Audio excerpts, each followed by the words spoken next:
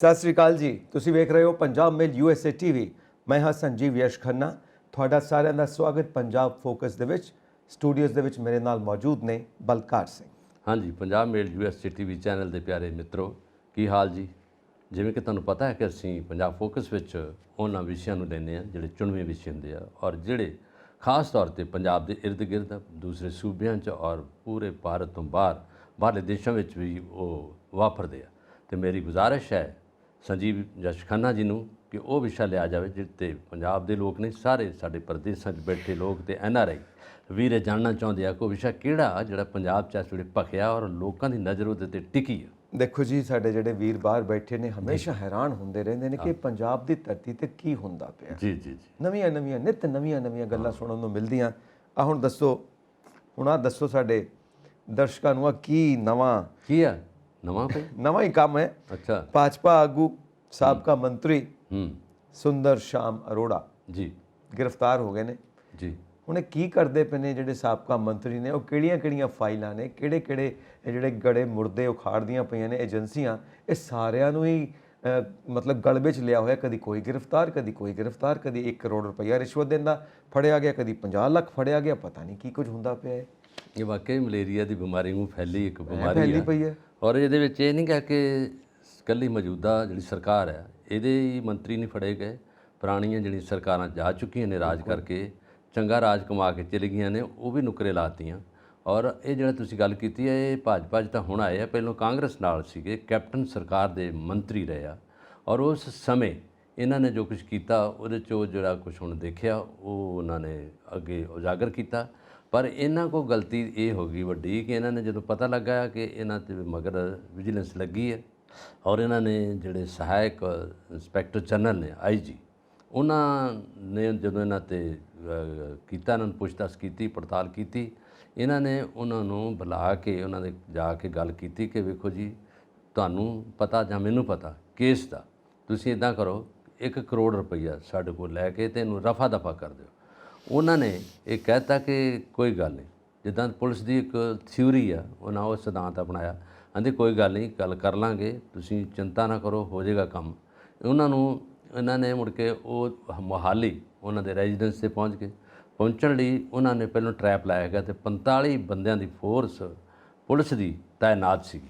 ਉਹ ਜਦੋਂ ਤਾਇਨਾਤ ਸੀ, ਜਦੋਂ ਇਹਨਾਂ ਗਏ, ਇਹਨਾਂ ਕਿਹਾ ਜੀ ਅੱਜ ਮੈਂ ਪਹਿਲੀ ਕਿਸ਼ਤ ਦੇਣੀ ਹੈ, ਦੂਜੀ ਮੈਂ ਬਾਅਦ 'ਚ ਦੇਵਾਂਗਾ। ਉਹ ਕਹਿੰਦੇ ਚਲੋ ਜੋ ਵੀ ਹੈ ਲੈ ਆਓ। ਜਦੋਂ ਲੈ ਕੇ ਆਏ ਉੱਥੇ 50 ਲੱਖ, ਜਦੋਂ ਪੈਸੇ ਫੜਾਉਣ ਲੱਗਿਆ ਤੇ ਰੰਗੇ ਹੱਥੀਂ ਫੜ ਕੇ ਤੇ ਇਹਨਾਂ ਨੂੰ ਗ੍ਰਿਫਤਾਰ ਕਰ ਲਿਆ। ਔਰ ਦੇਖੋ, ਇਹਨਾਂ ਨੇ ਮੁੜ ਕੇ ਬਹੁਤ ਰੋਏ। ਇਹਨਾਂ ਦੀ ਬੇਟੀ ਆ ਸ਼ਸ਼ੀ, ਉਹ ਜਦੋਂ ਮਿਲੀ ਇਹਨਾਂ ਨੂੰ ਜਜ਼ਬਾਤੀ ਰੋ ਪਏ। ਔਰ ਰੋਣ ਤਾਂ ਮਤਲਬ ਤਾਂ ਇਹ ਹੈਗਾ ਕਿ ਜੇ ਇਹ ਗਲਤ ਹੁੰਦੇ ਜਾਂ ਇਹਨਾਂ 'ਤੇ ਗਲਤੀ ਨਾਲ ਕੀਤਾ ਜਾਂਦਾ ਫਿਰ ਤਾਂ ਇਹਨਾਂ ਦਾ ਪਛਤਾਵਾ ਹੈਗਾ। ਜਦੋਂ ਇਹ ਪੈਸੇ ਫੜਾਉਣਗੇ ਤਾਂ ਮਤਲਬ ਗਿਲਟੀ ਹੈ, ਇਹਨਾਂ ਕੋਲ ਕੰਮ ਹੋ ਗਿਆ। ਤੇ ਇਹਨਾਂ ਪੁਲਿਸ ਦੇ ਕਿਹਾ ਵੀ ਮੇਰੇ 'ਤੇ ਕੇਸ ਨਾ ਕਰੋ, ਮੇਰੇ 'ਤੇ FIR ਲੌਜ ਨਾ ਕਰੋ, ਤੇ ਪੈਸੇ ਫੜੋ ਤੇ ਇਸ ਸਾਰੀ ਫਾਈਲ ਨੂੰ ਪਾੜ ਕੇ ਪਾਸੇ ਸੁੱਟ ਦਿਓ। ਇਹ ਸੀ ਇਹਨਾਂ ਦਾ ਮਨਸ਼ਾ। ਪਰ ਹੁਣ ਇਹ ਗੱਲ ਪੁਲਿਸ ਦੇ ਨੌਲੇਜ 'ਚ ਆ ਗਈ। ਉਹ ਆਫੀਸਰ ਬਹੁਤ ਵੱਡੇ ਆ, ਉਹਨਾਂ ਨੇ ਇਹਨਾਂ ਨੂੰ ਭਰਮਾ ਕੇ ਪਿੱਛੇ ਲਾ ਲਿਆ। ਔਰ ਉਦੋਂ ਬਾਅਦ ਉਹਨਾਂ ਨੂੰ ਪੱਕਾ ਯਕੀਨ ਹੋ ਗਿਆ ਕਿ ਇਹਨਾਂ ਦੀ FIR ਲੌਜ ਕਰਨੀ ਪੈਣੀ। ਇਹਨਾਂ ਨੇ ਜਿਹੜਾ ਧੰਦਾ ਕੀਤਾ ਚ ਪੈਸੇ ਇਹਨਾਂ ਨੇ ਪਲਾਟ ਪਲੂਟ ਜਿਹੜੇ ਆ ਬੜੇ ਇਸੇ ਤਰ੍ਹਾਂ ਵੇਚੇ ਸੀ ਉਸ ਟਾਈਮ 'ਤੇ। ਆਪਣੇ ਜਦੋਂ VVIP ਸੀਗਾ ਉਸ ਟਾਈਮ 'ਤੇ ਇਹਨਾਂ ਨੇ ਮੰਤਰੀ ਦੇ ਹੁੰਦਿਆਂ ਕੈਪਟਨ ਸਾਹਿਬ ਦੇ ਮੰਤਰੀ ਰਹੇ, ਸੀਨੀਅਰ ਮੰਤਰੀ। ਫਿਰ ਇਹ ਹੋਇਆ ਕਿ ਅਸ਼ਵਨੀ ਕੁਮਾਰ ਜੀ ਨੇ ਜਿਹੜੇ, ਹੁਣ ਕਹਾਣੀ ਲੰਬੀ ਆ, ਤੁਸੀਂ ਕਹਿਣਾ ਕਿ ਲੰਬਾ ਬੋਲ ਰਹੇ ਆ। ਹੁਣ ਜਿਹੜੀ ਆ ਦੂਜੀ ਜਿਹੜੀ ਸਰਕਾਰ ਆ ਸਾਡੀ BJP, ਜਿਹੜੀ ਇਸ ਵੇਲੇ ਕੇਂਦਰ 'ਚ ਵੱਡੇ ਤਖਤ 'ਤੇ ਬੈਠੀ ਆ, ਉਹਦੇ ਪ੍ਰਧਾਨ ਅਸ਼ਵਨੀ ਕੁਮਾਰ ਆ। ਉਹਨਾਂ ਦੀ ਸੁਣ ਲਓ, ਉਹਨਾਂ ਨੇ ਕਿਹਾ ਕਿ ਇਹ ਬੜਾ ਗਲਤ ਕੰਮ ਕੀਤਾ, ਇਹ ਜਾਣ ਬੁੱਝ ਕੇ ਸਿਆਸੀ ਮਾਮਲਾ ਵਾ ਜਿਹੜਾ ਇਹਨਾਂ 'ਤੇ ਦੋਸ਼ ਲਾਇਆ ਗਿਆ। ਇਹ ਸਾਫ਼ ਤੌਰ 'ਤੇ ਬਿਲਕੁਲ ਚਿੱਟੇ ਨੇ ਔਰ ਇਹਨਾਂ 'ਚ ਕੋਈ ਇਸ ਤਰ੍ਹਾਂ ਦੀ ਉਣਤਾ ਹੀ ਨਹੀਂ ਹੈਗੀ ਔਰ ਇਹਨਾਂ ਨੇ ਕੋਈ ਇਸ ਤਰ੍ਹਾਂ ਦਾ ਦੋਸ਼ ਨਹੀਂ ਮੜਿਆ ਜਾਣਾ ਚਾਹੀਦਾ। ਇਹ ਸਿਰਫ ਤੇ ਸਿਰਫ ਆਪ ਦਾ ਉਕਸਾਇਆ ਹੋਇਆ ਮਾਮਲਾ ਇਹਨਾਂ ਦੇ ਸਿਰ ਮੜਿਆ ਗਿਆ। ਇਹਨਾਂ ਨੇ 1 ਰੁਪਈਆ ਨਹੀਂ ਲਿਆ, ਕੁਝ ਨਹੀਂ ਕੀਤਾ। ਹੁਣ ਬੰਦਾ ਇਹ ਪੁੱਛੇ, ਇਹ ਪਿੰਡ ਦੇ ਸਰਪੰਚ ਵੀ ਕਹਿਣਗੇ, ਨੰਬਰਦਾਰ ਵੀ ਕਹਿਣਗੇ ਤੇ ਕਾਮਨ ਮੈਨ ਵੀ ਇਹ ਗੱਲ ਕਹੂਗਾ ਕਿ ਜਦੋਂ ਇਹਨਾਂ ਨੇ ਨਹੀਂ ਕੁਝ ਕੀਤਾ ਤੇ ਇਹਨਾਂ ਦੇ ਸਿਰ ਨੂੰ ਕੀ ਬੁਖਾਰ ਚੜ੍ਹਿਆ ਕਿ ਪੈਸਾ 50,000 ਰੁਪਈਆ 50 ਲੱਖ ਰੁਪਈਆ ਲੈ ਕੇ ਉੱਥੇ ਪਹੁੰਚ ਗਏ। ਮੈਂ ਬੋਲਣ ਲੱਗਾ ਗਲਤੀ ਖਾਣਾ, ਪਰ ਉਹ ਦੇਣ ਲੱਗੇ ਗਲਤੀ ਨਹੀਂ ਖਾਣਗੇ। ਪਰ ਉਹਦੇ 'ਚ ਹੁਣ ਦੇਖੋ ਉਹ ਕੀ ਕਹਿ ਰਹੀ ਆ BJP। ਉਹਦੇ ਬਾਅਦ ਕਾਂਗਰਸ ਵਾਲੇ ਵੈਸੇ ਫੇਵਰ 'ਚ ਬੋਲਿਆ, ਜਿਸ 'ਚ ਪ੍ਰਤਾਪ ਸਿੰਘ ਬਾਜਵਾ ਨੇ ਕਿਹਾ ਕਿ ਗਲਤ ਗੱਲ ਹੈਗੀ ਆ। ਪਰ ਉਹਨਾਂ ਇੱਕ ਹੋਰ ਚਿੱਕੜ ਸੁੱਟਿਆ ਨਾ, ਕਿਹਾ ਜਿਹੜਾ ਫੌਜਾ ਸਿੰਘ ਸਰਾਰੀ ਆ ਉਹ ਕਿੱਧਰ ਗਿਆ। ਉਹਨੂੰ ਵੀ ਅੰਦਰ ਕਰੋ। ਉਹਦੀ ਵੀ ਆਡੀਓ ਲੀਕ ਹੋਈ ਆ, ਉਹਦੇ ਵਿੱਚ ਉਹਨਾਂ ਨੇ ਦੱਸਿਆ ਕਿ ਮੈਂ ਆਹ ਪੈਸੇ ਲੈਣੇ ਆ। ਹੁਣ ਮਾਮਲਾ ਜਿਹੜੀ ਤੁਸੀਂ ਕਿਹਾ ਕਿ ਬੜੀ ਐਸੀ ਛੂਤ ਦੀ ਬਿਮਾਰੀ ਹੈ ਜਿਹੜੀ ਇਸ ਵੇਲੇ ਪੂਰੇ ਪੰਜਾਬ 'ਚ ਤੇ ਪੂਰੇ ਹਿੰਦੁਸਤਾਨ 'ਚ ਛਾ ਗਈ ਆ। ਇੱਕ ਮੰਤਰੀ ਨਹੀਂ, ਸਾਰੇ ਮੰਤਰੀ ਹੁਣ ਅੰਦਰ ਹੋ ਰਹੇ ਆ। ਦੇਖੋ ਜੀ, ਵੋਟਾਂ ਲੈਣ ਆਉਂਦੇ ਨੇ ਨਾ, ਸਾਨੂੰ ਸੇਵਾ ਕਰਨ ਦਾ ਮੌਕਾ ਦਿਓ, ਅਸੀਂ ਤੁਹਾਡੀ ਸੇਵਾ ਕਰਨਾ ਚਾਹੁੰਦੇ ਆ, ਅਸੀਂ ਸੂਬੇ ਦੀ ਸੇਵਾ ਕਰਨਾ ਚਾਹੁੰਦੇ ਆ, ਤੁਹਾਡਾ ਇਹ ਕੰਮ ਕਰਾ ਦੇਵਾਂਗੇ, ਤੁਹਾਡਾ ਉਹ ਕੰਮ ਕਰਵਾ ਦੇਵਾਂਗੇ, ਆ ਦੇ ਲਓ ਮੌਕਾ। ਕਿੰਨਾ ਸੋਹਣਾ ਮੌਕਾ। ਸੇਵਾ ਫਿਰ ਉਹਨਾਂ ਦੀ ਨਹੀਂ ਨਾ ਕਰਦੇ, ਇਹ ਆਪਣੀ ਸੇਵਾ ਕਰਦੇ ਨੇ। ਫਿਰ ਸੇਵਾ ਦਾ ਜਿਹੜਾ ਸੈਂਟੈਂਸ ਆ ਦੂਜੇ ਪਾਸੇ ਲਾਉਂਦੇ। ਆਪਾਂ ਅੱਗੋਂ ਪੁੱਛਿਆ ਕਰੀਏ, ਜੇ ਕਹੋ ਕਹਿਣਗੇ ਨਾ ਸੇਵਾ ਕਰਨ ਦਾ ਮੌਕਾ ਦਿਓ, ਤੁਸੀਂ ਪਹਿਲਾਂ ਇਹ ਦੱਸੋ ਕਿਹਦੀ ਸੇਵਾ ਕਰਨ ਦਾ ਮੌਕਾ ਦੇਈਏ। ਸਾਡੀ ਸੇਵਾ ਕਰਨੀ ਹੈ ਕਿ ਆਪਣੀ ਸੇਵਾ ਕਰਨੀ ਹੈ, ਆਪਣੇ ਰਿਸ਼ਤੇਦਾਰਾਂ ਦੀ, ਆਪਣੇ ਪਰਿਵਾਰ ਦੀ ਸੇਵਾ ਕਰਨੀ ਹੈ ਕਿ ਜਨਤਾ ਦੀ ਸੇਵਾ ਕਰਨੀ? ਪਹਿਲਾਂ ਇਹ ਕਲੀਅਰ ਕਰ ਦਿਓ, ਫਿਰ ਉਸ ਤੋਂ ਬਾਅਦ ਵੋਟਾਂ ਦੇਵਾਂਗੇ। ਹੁਣ ਦੱਸੋ, ਇਹ ਹਾਲਾਤ ਹੋਣ, ਹੁਣ ਇਹ 50 ਲੱਖ ਆਏ ਕਿੱਥੋਂ ਨੇ? ਇਹਨਾਂ ਕੋਲ 50 ਲੱਖ ਕਿੱਥੋਂ ਆਏ? ਜੋ ਵੀ ਚੱਲ ਰਹੀ ਹੈ, ਇਮਾਨਦਾਰੀ ਦਾ ਪੈਸਾ ਤਾਂ ਨਹੀਂ ਨਾ ਹੋਏਗਾ। ਜੇ ਇਹ ਇਨਵੋਲਵ ਹੈਗਾ 50 ਲੱਖ ਰੁਪਈਆ ਇਹਦੇ ਵਿੱਚ, ਜੇ ਵਾਕਈ 50 ਲੱਖ ਰੁਪਏ ਦੀ ਗੇਮ ਹੈਗੀ ਹੈ, ਤਾਂ ਇਹ ਇਮਾਨਦਾਰੀ ਦਾ ਹੋ ਨਹੀਂ ਸਕਦਾ। ਇਮਾਨਦਾਰੀ ਦਾ ਪੈਸਾ ਲੈ ਕੇ ਕੋਈ ਇਦਾਂ ਨਹੀਂ ਜਾਊਗਾ ਵੰਡਣ ਵਾਸਤੇ। ਇਹ ਬੇਈਮਾਨੀ ਦਾ ਪੈਸਾ ਹੋਏਗਾ, ਉਹ ਵੰਡਣ ਵਾਸਤੇ ਗਿਆ ਹੋਏਗਾ, ਉਹਨੂੰ ਪਤਾ ਅੱਗੋਂ ਹੋਰ ਆ ਜਾਣਾ। ਪੁਲਿਸ ਨੇ ਤਬਦੀਸ਼ ਸ਼ੁਰੂ ਕਰ ਦਿੱਤੀ ਹੈ। ਇਹਦੀ ਜਿਹੜੀ ਪਰਸਨਲ ਪ੍ਰਾਪਰਟੀ ਆ, ਜੋ ਕੁਛ ਇਹਨੇ ਬਣਾਇਆ ਗਿਆ, ਜੋ ਪੈਸੇ ਦੇ ਰਿਹਾ, 50 ਲੱਖ ਤਾਂ ਦਿੱਤਾ, ਤੇ ਜੇ 50 ਲੱਖ ਉਹਨੇ ਹੋਰ ਦੇਣਾ, ਕਰੋੜ ਰੁਪਏ ਤਾਂ ਉਹਨੇ ਸੰਭਾਲ ਕੇ ਰੱਖਿਆ ਹੈਗਾ, ਉਹਦੀਆਂ ਥਈਆਂ ਬੰਨ੍ਹ ਕੇ ਰੱਖੀਆਂ ਗਈਆਂ ਉਹਨਾਂ ਨੇ ਕਿ ਮੈਂ ਜਿਹੜਾ ਪੈਸਾ ਆ ਦੇਣਾ ਉਹ ਵੱਖਰਾ ਰੱਖਿਆ ਉਹਨਾਂ ਨੇ। ਤੇ ਉਹ ਹੁਣ ਦੇਖੋ ਬੈਂਕ 'ਚ ਤਾਂ ਉਹਨੇ ਕਢਾਇਆ ਨਹੀਂ ਹੋਊਗਾ, ਉਹਨੇ ਤਾਂ ਘਰੇ ਰੱਖਿਆ ਹੈਗਾ। ਇਹ ਹੁਣ ਦੇਖੋ ਇਹ ਹਾਲਤ ਹੁੰਦੀ ਹੈ। ਮੰਤਰੀਆਂ ਕੋਲ ਪੈਸਾ ਹੁੰਦਾ ਬੇਸ਼ੁਮਾਰ, ਉਹਨਾਂ ਨੇ ਕਿਤੇ ਕਣਕ ਵੱਢ ਕੇ ਜਾਂ ਨੱਕੇ ਮੋੜ ਕੇ ਜਾਂ ਕਿਤੇ ਗੋਡੀ ਕਰਕੇ ਤਾਂ ਨਹੀਂ ਕਮਾਇਆ ਹੁੰਦਾ, ਉਹ ਤਾਂ ਸਿੱਧਾ ਪੈਸਾ ਉਹਨਾਂ ਕੋਲ ਆਉਂਦਾ। ਦੇਖੋ, ਇੱਕ ਨਾ ਬੜਾ ਰਿਸਰਚ ਦਾ ਵਿਸ਼ਾ ਹੈ, PhD ਕੀਤੀ ਜਾ ਸਕਦੀ ਹੈ ਇਹਦੇ ਉੱਤੇ। ਹਾਂ ਬਿਲਕੁਲ। ਕੀ ਹੈਗਾ ਕਿ ਇੱਕ ਬੰਦਾ ਇੱਕ ਮੰਤਰੀ ਬਣਦਾ ਹੈ, ਉਹ ਇੰਨਾ ਸੌਖਾ ਨਹੀਂ ਹੁੰਦਾ ਘਰੋਂ, ਗਰੀਬ ਵੀ ਹੋ ਸਕਦਾ, ਪਰ ਕਿਸੇ ਤਰ੍ਹਾਂ ਚਲੋ ਬਣ ਗਿਆ। ਹੁਣ ਉਹ ਗਰੀਬਾਂ ਦੀ ਗੱਲ ਕਰਦਾ ਹੈ, ਜੋ ਦੱਬਿਆ ਕੁਚਲਿਆ ਸਮਾਜ ਹੈ ਉਹਦੀਆਂ ਗੱਲਾਂ ਕਰਦਾ ਹੈ, ਉਹਦੀਆਂ ਗੱਲਾਂ ਕਰਕੇ, ਗਰੀਬਾਂ ਦੀਆਂ ਗੱਲਾਂ ਕਰਕੇ ਆਪ ਅਮੀਰ ਬਣ ਜਾਂਦਾ ਹੈ, ਲੋਕ ਉੱਥੇ ਦੇ ਉੱਥੇ ਰਹਿ ਜਾਂਦੇ ਨੇ। ਇਹ ਕੀ ਚੀਜ਼ ਹੈ? ਇਹ ਰਿਸਰਚ ਹੋਣੀ ਚਾਹੀਦੀ ਹੈ ਕਿ ਉਹ ਗਰੀਬ ਮੰਤਰੀ ਅਮੀਰ ਬਣ ਗਿਆ ਤੇ ਜਿਨ੍ਹਾਂ ਦੀਆਂ ਗੱਲਾਂ ਕਰਦਾ ਰਿਹਾ ਉਹ ਗਰੀਬ ਦੇ ਗਰੀਬ ਰਹਿ ਗਏ, ਤੇ ਫਿਰ ਅੱਗੇ ਜਾ ਕੇ ਘੁਟਾਲੇ ਸ਼ੁਰੂ ਹੋ ਜਾਂਦੇ ਨੇ, ਬੇਨਾਮੀ ਪ੍ਰਾਪਰਟੀਆਂ। ਇਹ ਸ਼ਾਮ ਸੁੰਦਰ ਅਰੋੜਾ ਜੀ, ਤੁਹਾਨੂੰ ਪਤਾ ਕੀ ਹੈ ਇਹਨਾਂ ਦੀ ਗਰੋਥ ਕੀ ਹੈ? ਇਹ ਵੀ ਇਸ ਇੱਕ ਦੁਕਾਨ ਤੋਂ ਨਿਕਲੇ ਆ। ਬਿਲਕੁਲ, ਇੱਕ ਦੁਕਾਨਦਾਰ ਸੀਗੇ, ਫਿਰ ਆਪਣੀ ਸਿਸਟਰ ਦੇ ਕੋਲ ਕੰਮ ਕੀਤਾ ਇਹਨਾਂ ਨੇ।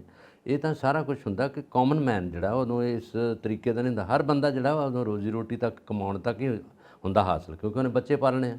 ਕਿਸੇ ਕੋਲ ਇੰਨਾ ਪੈਸਾ ਨਹੀਂ ਹੁੰਦਾ ਕਿ ਪੈਸਾ ਗਲੀ 'ਚ ਸੁੱਟਦਾ ਫਿਰੇ। ਉਹਦੇ ਕੋਲ ਪੈਸਾ ਉਹਨਾਂ ਦਾ ਆਪਣੇ ਪਰਿਵਾਰ ਨੂੰ ਸੰਭਾਲਣ ਦਾ, ਪਰ ਪੈਸਾ ਉਦੋਂ ਆਉਂਦਾ ਜਦੋਂ ਖਜ਼ਾਨੇ ਦੇ ਹੱਥ ਇਹਨਾਂ ਦਾ ਆਪ ਪਹੁੰਚ ਜਾਂਦਾ, ਜਦੋਂ ਲੋਕਾਂ 'ਤੇ ਇਹਨਾਂ ਦੀ ਕਮਾਂਡ ਹੋ ਜਾਂਦੀ ਹੈ, ਜਦੋਂ ਇਹਨਾਂ ਕੋਲ ਪਾਲਿਸੀਆਂ ਆ ਜਾਂਦੀਆਂ, ਜਦੋਂ ਇਹਨਾਂ ਕੋਲ ਸਾਰੀਆਂ ਸਹੂਲਤਾਂ ਆ ਜਾਂਦੀਆਂ।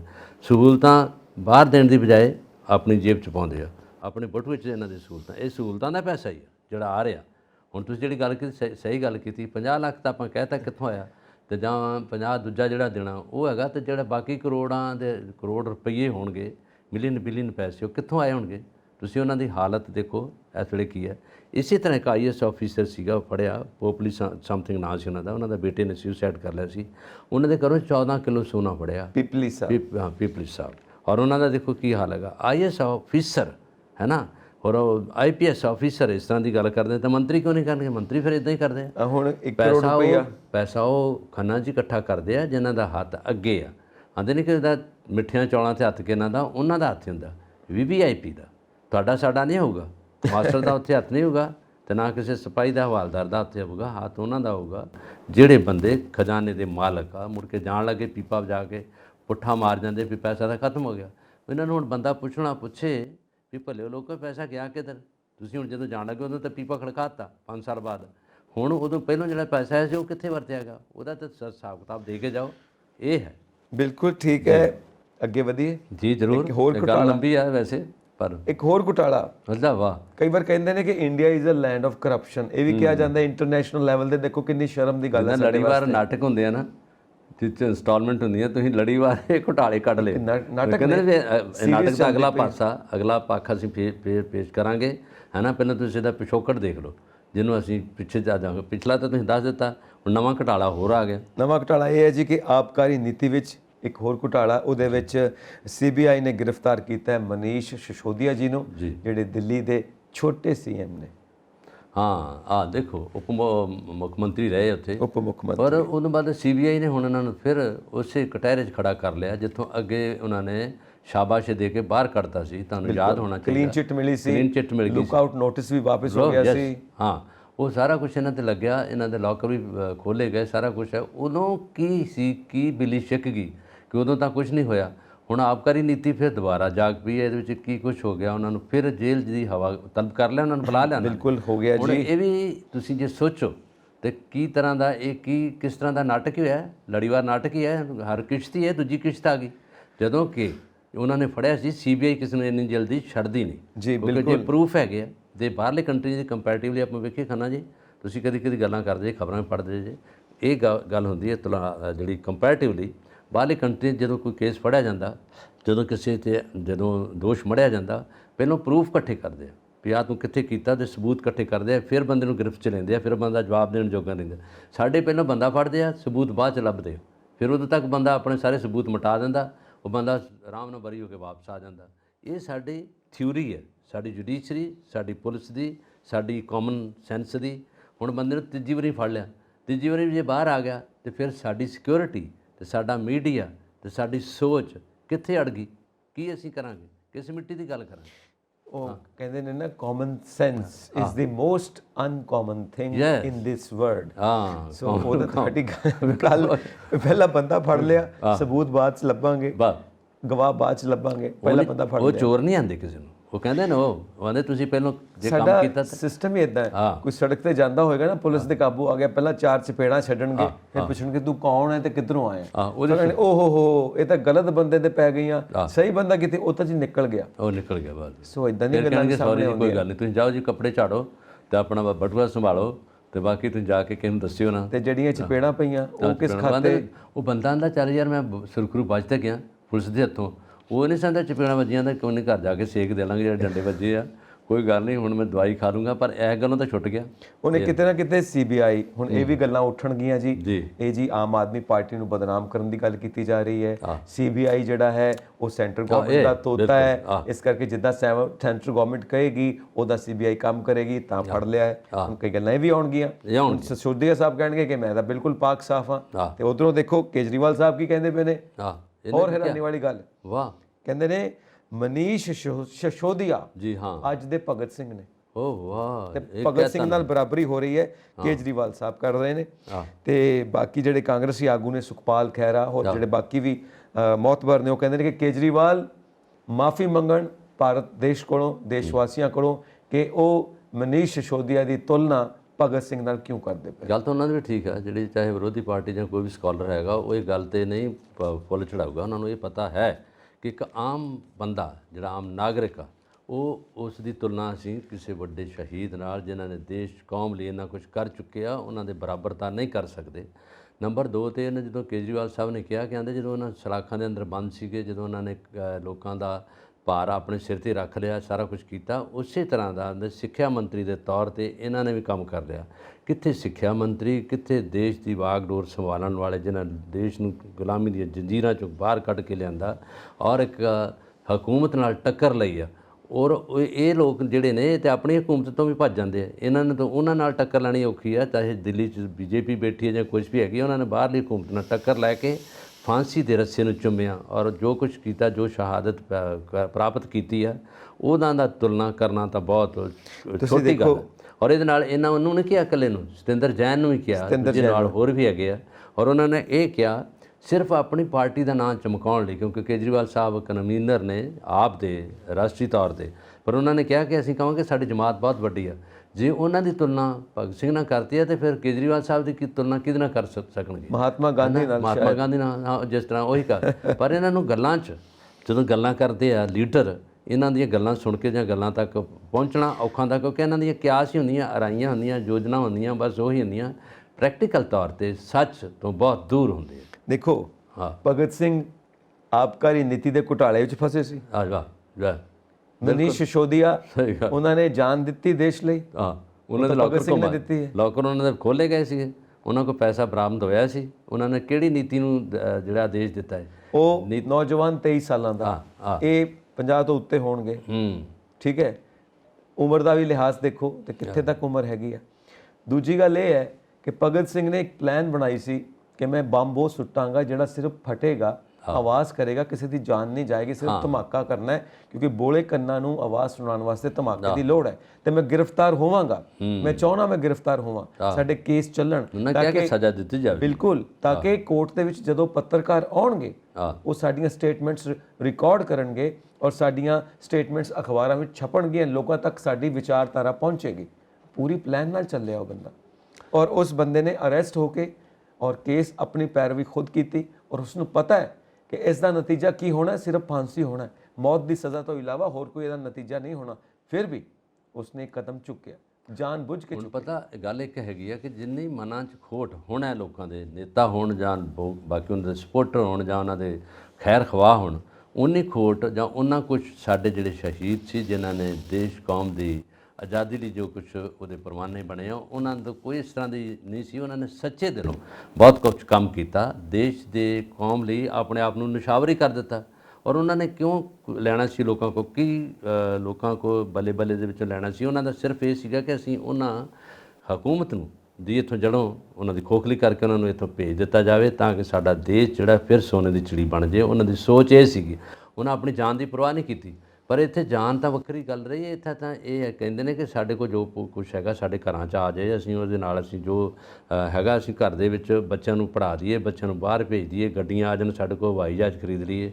ਉਹਨਾਂ ਦੀ ਮਨਸ਼ਾ ਨਹੀਂ ਸੀ ਉਹ, ਤਾਂ ਸਿਰਫ ਭਗਤ ਸਿੰਘ ਹੁਣ ਇਹ ਨਹੀਂ ਸੀ ਉਹਨਾਂ ਦੀ ਸੋਚ ਕਿ ਅਸੀਂ ਦੇਸ਼ ਦੇ ਪ੍ਰਧਾਨ ਮੰਤਰੀ ਬਣ ਜਾਈਏ ਜਾਂ ਦੇਸ਼ ਦੇ ਰਾਸ਼ਟਰਪਤੀ ਬਣ ਜਾਈਏ। ਉਹਨਾਂ ਨੇ ਇੱਧਰ ਵੇਖਿਆ ਨਹੀਂ, ਉਹਨਾਂ ਦੇ ਅੰਦਰ ਸਿਰਫ ਦੇਸ਼ ਦਾ ਜਜ਼ਬਾ ਸੀ, ਦੇਸ਼ ਦਾ ਜਨੂਨ ਸੀਗਾ, ਦੇਸ਼ ਨੂੰ ਆਜ਼ਾਦ ਕਰਨ ਦਾ ਜਨੂਨ ਸੀਗਾ, ਕਿਸੇ ਨੇਤਾਗਿਰੀ ਦਾ ਜਨੂਨ ਨਹੀਂ ਸੀਗਾ। ਇਹਨਾਂ ਲੋਕਾਂ ਨਾਲ ਜੇ ਅਸੀਂ ਕੰਪੈਰੇਟਿਵਲੀ ਤੁਲਨਾ ਕਰਦੇ ਹਾਂ ਤਾਂ ਇਹਨਾਂ ਦੇ ਅੰਦਰ ਜਨੂਨ ਹੈਗਾ ਨੇਤਾਗਿਰੀ ਦਾ, ਉਹਦੇ ਵਿੱਚ ਪਦਵੀ ਦਾ, ਕੁਰਸੀ ਦਾ, ਪੈਸੇ ਦੇ ਘੁਟਾਲੇ ਦਾ, ਇਹਨਾਂ ਦੇ ਅੰਦਰ ਉਹ ਹੈਗਾ। ਇਸੇ ਕਰਕੇ ਸੁਖਪਾਲ ਖਹਿਰਾ ਨੇ, ਉਹ ਕਾਂਗਰਸ ਦੇ ਆਗੂ ਨੇ, ਉਹਨਾਂ ਨੇ ਕਿਹਾ ਕਿ ਜਿਹੜੀ ਬੜੀ ਵੱਡੀ ਸ਼ਰਮਨਾਕ ਗੱਲ ਆ ਜਿਹੜੀ ਕਹਿ ਦਿੱਤੀ ਆ, ਇਹਨਾਂ ਨੂੰ ਹੁਣ ਮਾਫੀ ਮੰਗਣੀ ਚਾਹੀਦੀ ਆ ਪੂਰੇ ਭਾਰਤ ਕੋਲ। ਪਰ ਜਦੋਂ ਇਹ ਗੱਲ ਹੀ ਇਦਾਂ ਦੀ ਕਰ ਦਿੰਦੇ ਆ, ਜਿਹੜੀ ਗੱਲ ਦੇ ਵਿੱਚ ਕੋਈ ਵੀ ਬਿਲਕੁਲ ਜਿਹੜਾ ਕੋਈ ਮੰਨ ਲਓ ਕਿ ਉਹਦੇ ਵਿੱਚ ਕੋਈ ਨਤੀਜਾ ਨਹੀਂ ਨਿਕਲ ਸਕਦਾ, ਉਹੋ ਜਿਹੀਆਂ ਗੱਲਾਂ ਕਰਦੇ ਆ ਜਿਹਦੀਆਂ ਗੱਲਾਂ ਸਾਡੇ ਬੱਚੇ ਵੀ ਦੂਜੀ 'ਚ ਪੜ੍ਹਦੇ ਨਹੀਂ ਕਹਿ ਸਕਦੇ। ਭਗਤ ਸਿੰਘ ਨੂੰ ਲਗਾਤਾਰ ਟਾਰਗੇਟ ਕੀਤਾ ਜਾ ਰਿਹਾ ਜੀ ਜੀ। ਸਾਊਥ ਇੰਡੀਆ ਦੇ ਵਿੱਚ ਭਗਤ ਸਿੰਘ ਦੀ ਜੀਵਨ ਦੀ ਕਹਾਣੀ ਜੋ ਪੜ੍ਹਾਈ ਜਾਂਦੀ ਸੀ ਬੱਚਿਆਂ ਨੂੰ, ਸਿਲੇਬਸ ਦੇ ਵਿੱਚ ਸੀ, ਉਹ ਸਿਲੇਬਸ ਵਿੱਚੋਂ ਹਟਾ ਦਿੱਤੀ ਗਈ।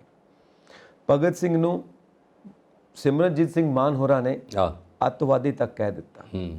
ਭਗਤ ਸਿੰਘ ਦੀ ਤਸਵੀਰ ਨੂੰ ਸਿੱਖ ਅਜਾਇਬ ਘਰ ਤੋਂ ਹਟਾਉਣ ਦੀ ਗੱਲ ਵੀ ਕੀਤੀ ਗਈ।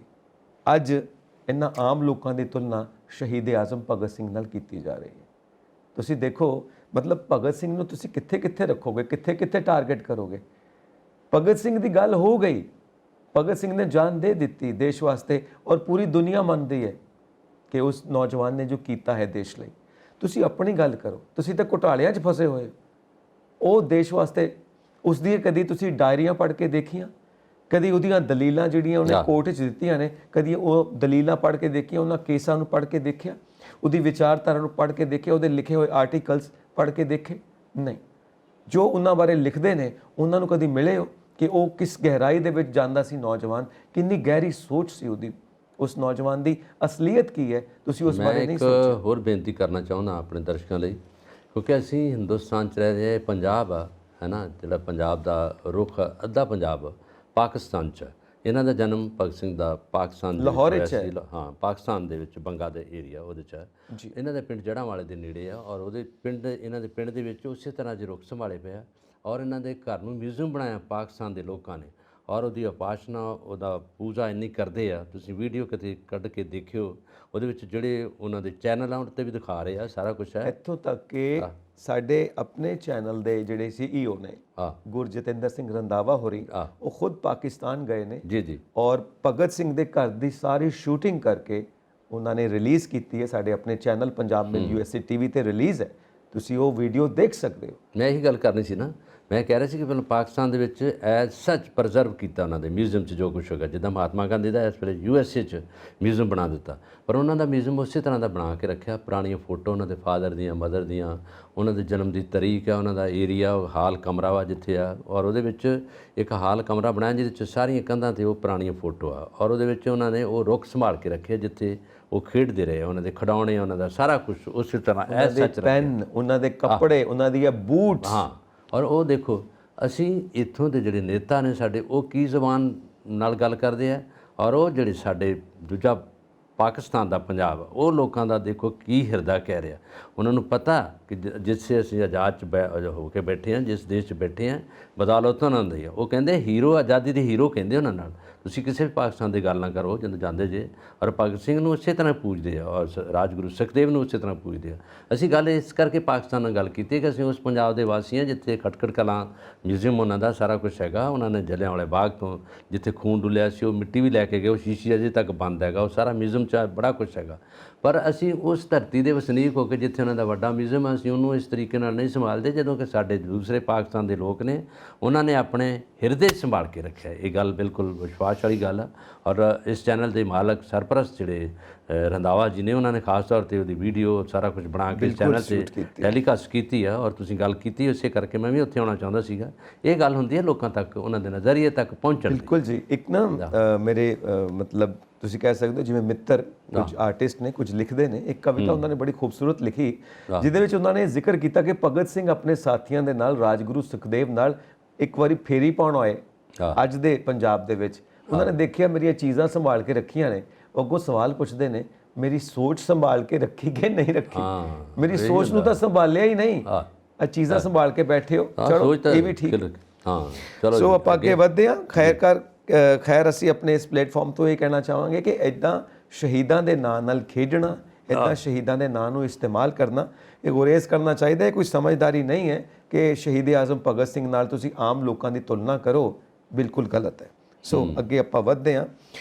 ਕਾਂਗਰਸ ਪ੍ਰਧਾਨ ਦੀਆਂ ਚੋਣਾਂ ਹੋ ਰਹੀਆਂ ਨੇ ਔਰ ਜਿਸ ਵਕਤ ਅਸੀਂ ਪ੍ਰੋਗਰਾਮ ਰਿਕਾਰਡ ਕਰ ਰਹੇ ਹਾਂ, ਚੋਣ ਦਾ ਸਾਰਾ ਪ੍ਰੋਸੈਸ ਚੱਲਦਾ ਪਿਆ ਇਲੈਕਸ਼ਨਸ ਦਾ। ਤੇ ਖੜਕੇ ਸਾਹਿਬ ਤੇ ਸ਼ਸ਼ੀ ਥਰੂਰ ਸਾਹਿਬ ਦੋਨੋਂ ਮੈਦਾਨ 'ਚ ਨੇ, ਜੋ ਉਹਨਾਂ ਦੀ ਕੁਸ਼ਤੀ ਹੋ ਰਹੀ ਹੈ। ਹੁਣ ਕੁਸ਼ਤੀ ਦਾ ਮੁਕਾਬਲਾ ਕੌਣ ਜਿੱਤਦਾ, ਇਹ ਸ਼ਾਮ ਤੱਕ ਕਲੀਅਰ ਹੋਣਾ। ਹਾਂ, ਅੱਜ ਸੋਮਵਾਰ ਆ ਜਦੋਂ ਆਪਾਂ ਰਿਕਾਰਡ ਕਰ ਰਹੇ ਹਾਂ, ਔਰ ਅੱਜ ਉਹਦੇ ਵਿੱਚ ਅੱਜ ਸ਼ੁਰੂ ਹੋ ਗਿਆ ਜਿਹਦੇ ਵਿੱਚ ਉਹਨਾਂ ਨੇ ਪੋਲਿੰਗ ਬੂਥ ਸਾਰੇ ਬਣਾਉਂਦੇ ਆ, ਜਿਹਦੇ ਵਿੱਚ ਸਾਰੇ ਸੂਬੇ ਦੇ ਵਿੱਚ ਜਿਹੜੀਆਂ ਉਹਨਾਂ ਦੀਆਂ ਵੋਟਾਂ ਨੇ ਉਹ ਅੱਜ ਉਹਨਾਂ ਨੂੰ ਵੋਟਿੰਗ ਹੋ ਜਾਊਗੀ। ਔਰ ਇਹਦੇ ਵਿੱਚ ਖਾਸ ਤੌਰ 'ਤੇ 5ਵਾਂ ਮੁਕਾਬਲਾ ਸ਼ਸ਼ੀ ਥਰੂਰ ਜੀ ਦਾ ਤੇ ਖੜਗੇ ਜੀ ਦਾ, ਦੋਨਾਂ ਦਾ ਹੈਗਾ। ਔਰ ਜਿਹਦੇ ਵਿੱਚ ਖਾਸ ਤੌਰ 'ਤੇ ਇਹ ਗਿਣਿਆ ਗਿਆ ਕਿ ਜ਼ਿਆਦਾ ਜਿਹੜਾ ਪਾਵਰ ਆ ਜਾਂ ਜਿਹਨਾਂ 'ਚ ਜ਼ਿਆਦਾ ਅਸਰ ਸੂਕ ਹੈ ਉਹ ਖੜਗੇ ਜੀ ਦਾ ਜ਼ਿਆਦਾ ਆ ਰਿਹਾ ਉਹਨਾਂ ਦੇ ਵਿੱਚ। ਸ਼ਸ਼ੀ ਥਰੂਰ ਵੀ ਵੈਸੇ ਉਹਨਾਂ ਦੇ ਨਾਲ ਜੁੜਦੇ ਆ, ਪਰ ਜਿੰਨੇ ਵੀ ਆਉਂਦੇ ਆ ਕਿ ਜਿੱਤ ਦੀ ਜਿਹੜੀ ਹਾਸਲ ਆ, ਜਿੱਤ ਹਾਸਲ ਕਰਨਗੇ ਖੜਗੇ ਜੀ। ਔਰ ਉਹਦੇ 'ਚ ਦੂਜੀ ਗੱਲ ਇਹ ਰਹੀ ਹੈ ਕਿ ਸ਼ਸ਼ੀ ਥਰੂਰ ਨੇ ਕਿਹਾ ਕਿ ਜਿਹੜੀ ਪਾਵਰ ਹੈ ਇਹਦਾ ਵਿਕੇਂਦਰੀਕਰਨ ਹੋਣਾ ਚਾਹੀਦਾ।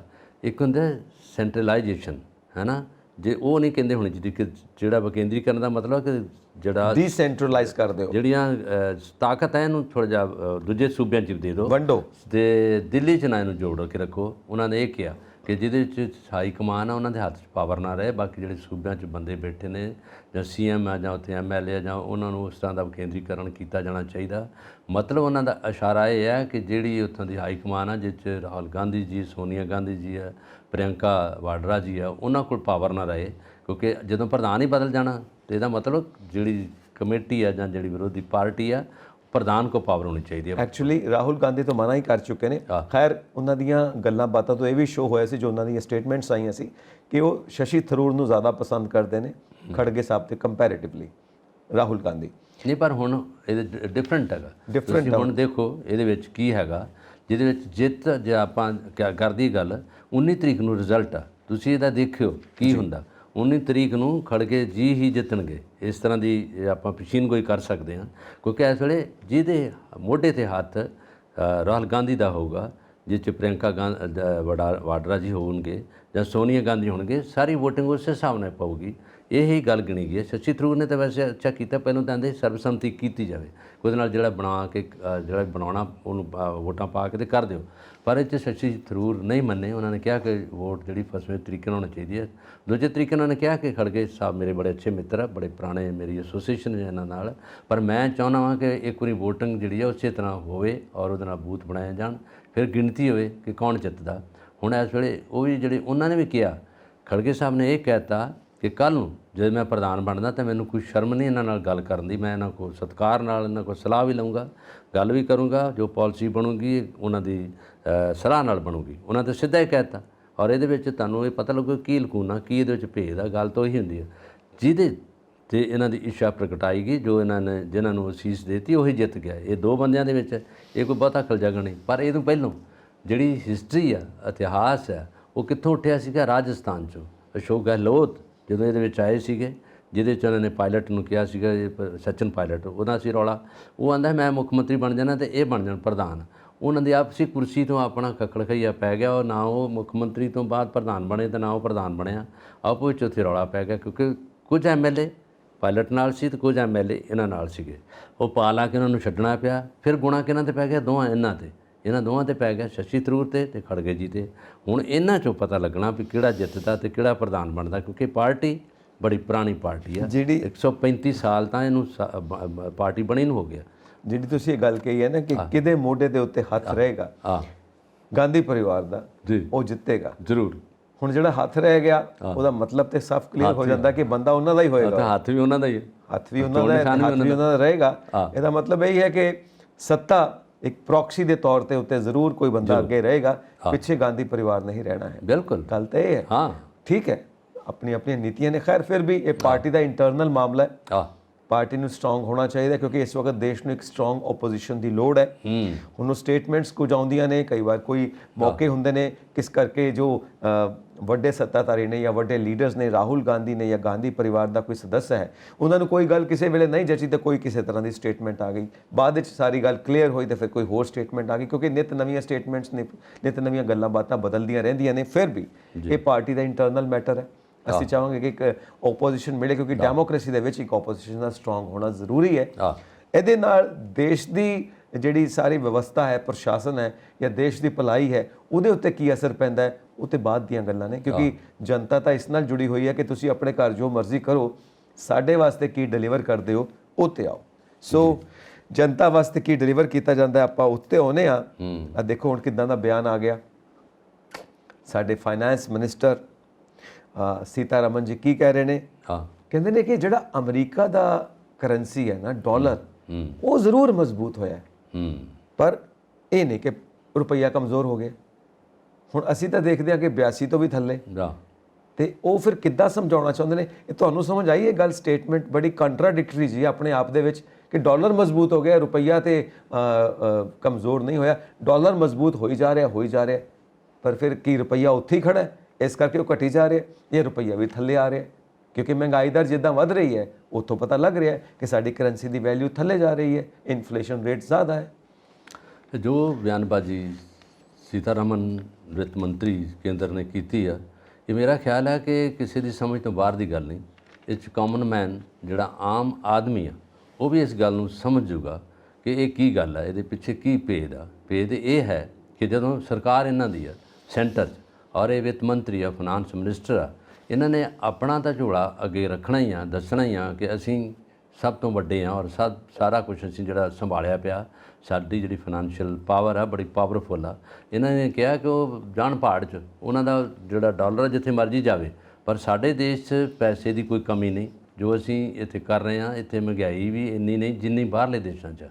ਔਰ ਇਹ ਗੱਲ ਉਹਨੂੰ ਪੁੱਛੀ ਜਾ ਸਕਦੀ ਹੈ ਜਿਹੜਾ ਦਿਹਾੜੀਦਾਰ ਆ, ਜਿਹੜਾ ਵਿਚਾਰਾ ਰੋਜ਼ੀ ਰੋਟੀ ਕਮਾ ਕੇ ਫਿਰ ਲੈਂਦਾ ਕਿ ਦੁੱਧ ਕਿੰਨੇ ਨੂੰ ਕਿਲੋ ਜਾ ਰਿਹਾ, ਖੰਡ ਕਿੰਨੇ ਨੂੰ ਜਾ ਰਹੀ ਹੈ, ਔਰ ਦੁੱਧ ਫਿਰ ਵੱਧ ਗਿਆ। ਹੁਣ ਆ ਜਿਹੜੀ ਕੁਝ 5 ਰੁਪਏ ਜ਼ਿਆਦਾ ਵੱਧ ਗਿਆ। ਉਹਦੇ ਵਿੱਚ ਘਿਓ ਕਿੱਥੇ ਦਾ ਕਿੱਥੇ ਆ, ਉਹਦੇ ਵਿੱਚ ਮਿਰਚ ਮਸਾਲਾ, ਉਹਦੇ ਵਿੱਚ ਆਟਾ ਵੀ ਜਿਹੜਾ ਹੈਗਾ ਉਹ ਵੀ 30 ਦੇ ਕਿਲੋ ਦੇ ਹਿਸਾਬ ਨਾਲ। ਤੇ ਚੌਲ ਜਿਹੜੇ ਬੰਦੇ ਨੇ ਖਰੀਦ ਕੇ ਖਾਣੇ ਆ, ਔਰ ਕੱਪੜਾ ਲੱਤਾ ਤਾਂ ਬਾਅਦ ਦੀ ਰਿਹਾ, ਜਿਹੜਾ ਘਰ ਬਣਾਉਣਾ ਉਹ ਤਾਂ ਬਹੁਤ ਬਾਹਰ ਦੀ ਦੂਰ ਦੀ ਗੱਲ ਆ।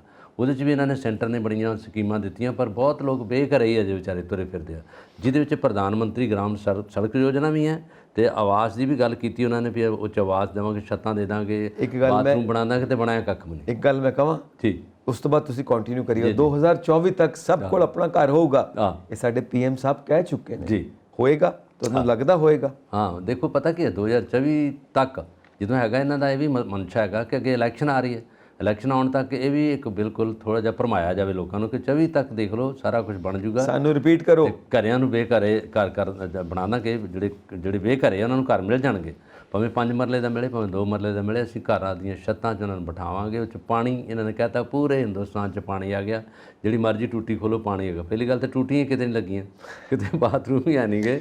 ਇਹ ਸਿਰਫ ਗੱਲਾਂ ਤੇ ਗੱਲਾਂ 'ਚ ਨਿਕਲ ਜਾਂਦੀ ਹੈ। ਮਤਲਬ ਇਹ ਹੈ ਕਿ ਸਾਨੂੰ ਇੱਕ ਵਾਰੀ ਫਿਰ ਚਾਂਸ ਦਿਓ, ਤੀਸਰੀ ਵਾਰ ਫਿਰ ਸਾਨੂੰ ਬਣਾਓ, ਰਿਪੀਟ ਕਰੋ ਸਾਨੂੰ। ਟੂਟੀਆਂ 'ਚ ਪਾਣੀ ਦੀ ਜਗ੍ਹਾ ਤੇ ਸੱਪ ਨਿਕਲਦੇ ਆ ਕਈ ਜਗ੍ਹਾ, ਇਹ ਵੀ ਹੈਗਾ। ਪਰ ਇਹ ਗੱਲ ਆ ਜਿਹੜੀ ਇਸ ਵੇਲੇ ਇਹਨਾਂ ਨੇ ਸੀਤਾਰਮਨ ਜੀ ਨੇ ਕੀਤੀ ਆ, ਉਹਨਾਂ ਨੇ ਕਹਿਤਾ ਕਿ ਸਾਡਾ ਜਿਹੜਾ ਪੈਸਾ ਤਾਂ ਕੋਈ ਥੋੜ੍ਹ ਨਹੀਂ ਗੀ, ਹਿੰਦੁਸਤਾਨ ਦਾ ਰੁਪਈਆ ਉੱਥੇ ਦਾ ਉੱਥੇ ਹੀ ਆ, ਨਾ ਇਹ ਅੱਗੇ ਵਧਿਆ ਨਾ ਪਿੱਛੇ ਵਧਿਆ, ਪਰ ਜੇ ਮਜ਼ਬੂਤ ਹੋਇਆ ਤਾਂ ਡਾਲਰ ਹੋਇਆ ਤਾਂ ਮੰਨ ਗਏ। ਜਦੋਂ ਕਿ ਉਹਨਾਂ ਦਾ 82.68 ਤੱਕ ਜਿਹੜਾ ਉਹ ਚਲੇ ਗਿਆ ਅਮਰੀਕਾ ਦਾ ਡਾਲਰ, ਔਰ ਕੈਨੇਡਾ ਦਾ ਡਾਲਰ ਵੀ ਅੱਗੇ ਚਲੇ ਗਿਆ, ਨਿਊਜ਼ੀਲੈਂਡ ਦਾ ਡਾਲਰ ਵੀ ਅੱਗੇ ਆ ਸਾਰਿਆਂ ਦਾ।